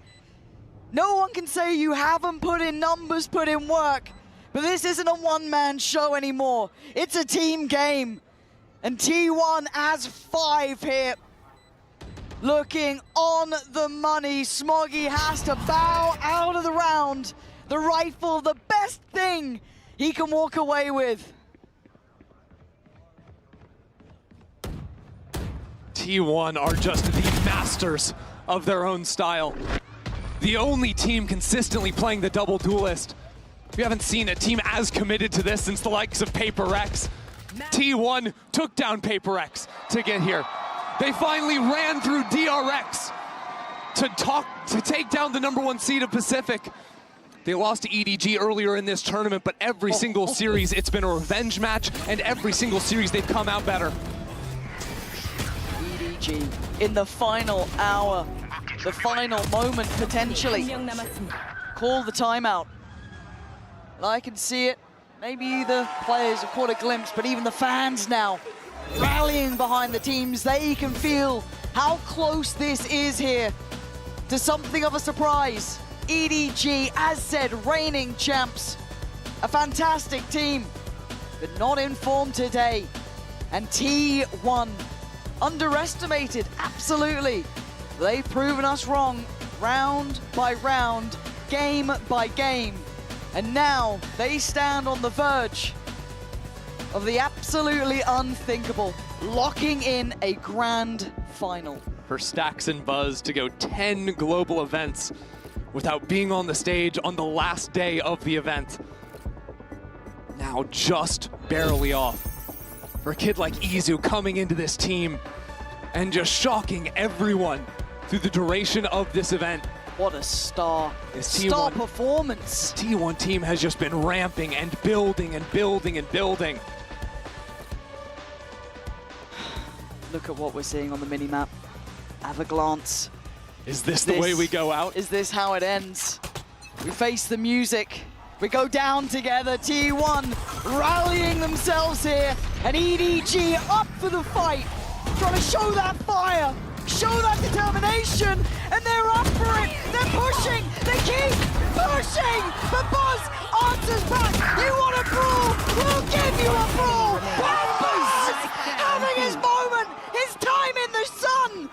And the one remaining factor, Chichu. The MVP of the event thus far, going on a long walk through T1 territory. And there's two of the best he's got to take down to keep his team in it.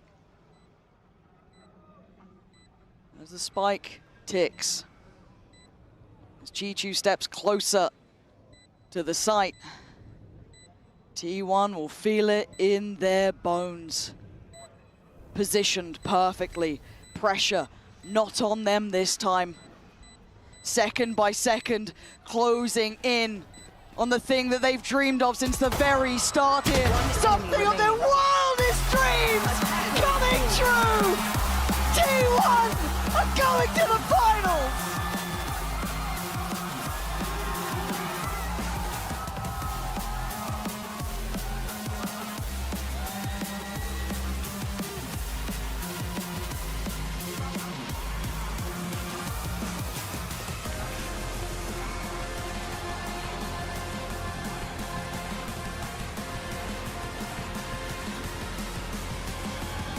Absolutely no one thought this team could do it, let alone even be here today. Pacific's #2 seed coming into the event with a different 5 roster on the stage. But Sylvan joins the team, comes back into his starting spot.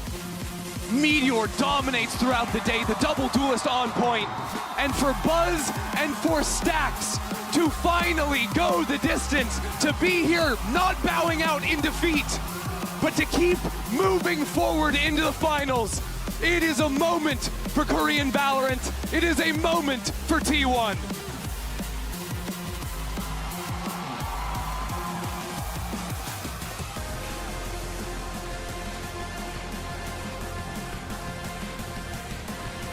Simply does not get better than that. Nobody can take this away from them.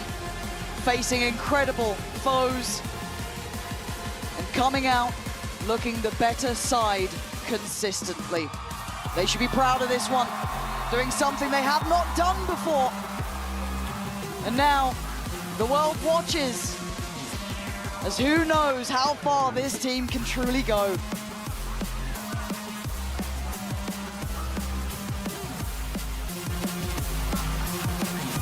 It's just been beautiful watching them ramp up over the course of this event. You know the peaks and the icons on this team.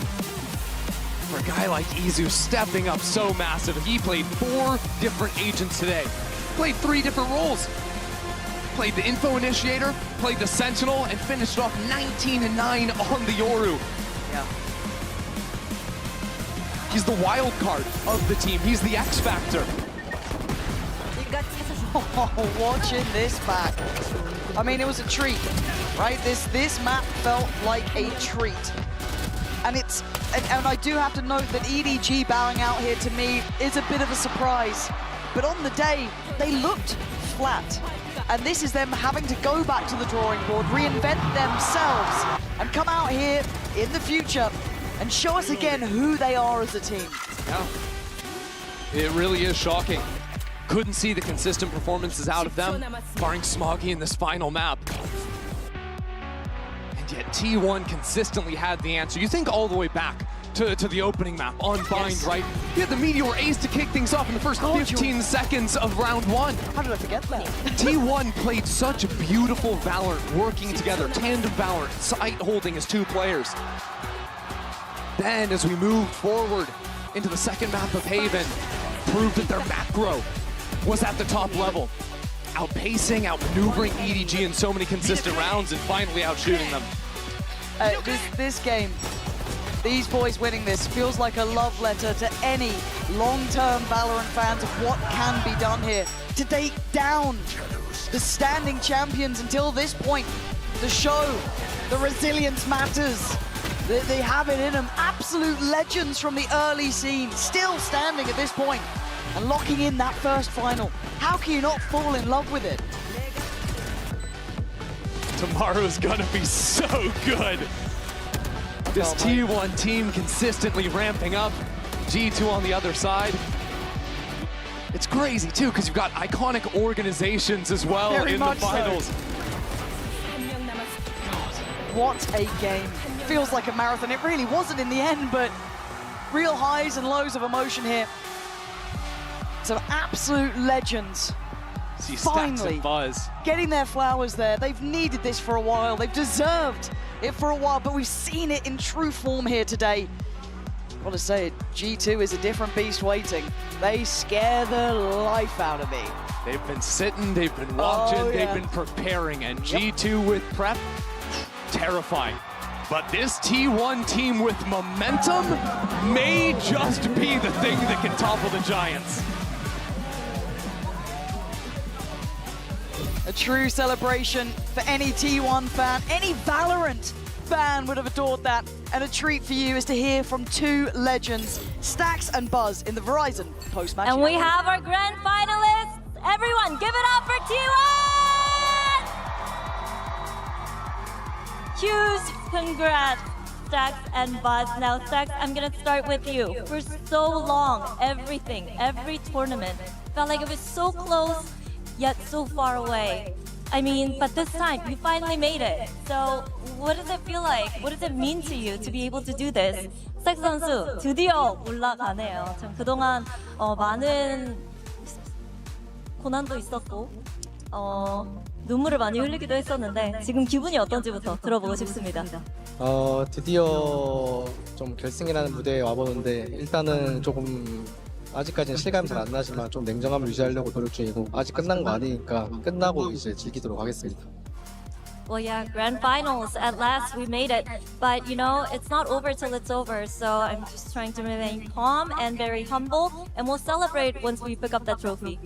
ครับผมสำหรับคำถามนะครับผมนั่นก็คือว่าคุณเนี่ยเป็นทีมที่ไม่เคยได้ไปถึงจุดฝั่งฝันสักทีนะครับผมแต่วันนี้คุณได้มาเหยียบที่แกรนด์ไฟนอลแล้วรู้สึกยังไงบ้างนะครับแซคบอกว่ารู้สึกว่าภูมิใจนะครับผมแต่อย่างไรก็ตามประมาทก็ไม่ได้เหมือนกันเช่นเดียวกันครับ And also, Buzz, you know how much you wanted this, right? What's on your mind right now? And tell me about this moment.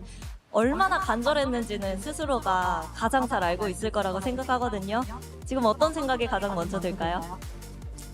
일단은 그 전에 경기를 치를 때는 조금 승리에 매달려서 조금 간절하게 했던 것 같은데 이번 대회는 뭔가 최대한 재밌게 즐기려고 했던 것 같고요. 그래서 덕분에 결승에 진출할 수 있지 않나 싶고 그리고 내일 결승도 최대한 재밌게 즐겨보도록 하겠습니다.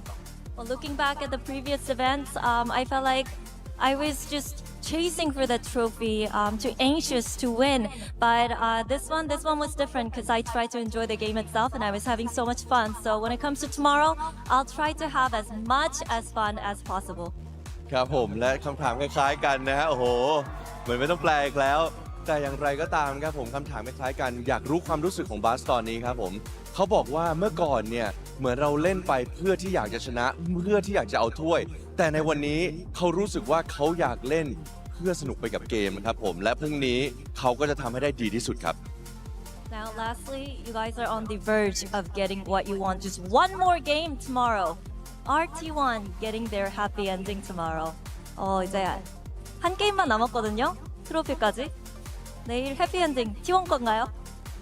네, 무조건 T1 겁니다. Yeah, 100% happy ending is T1's tomorrow. Well, thank you and massive congrats. และสำหรับคำถามสุดท้ายครับผมวันพรุ่งนี้คุณเข้ามาใกล้ที่สุดแล้วนะครับสำหรับความฝันของคุณที่วันจะทำได้หรือเปล่าครับผมตอบสั้นๆครับ 100% ครับ Congratulations once again and one more time for T1.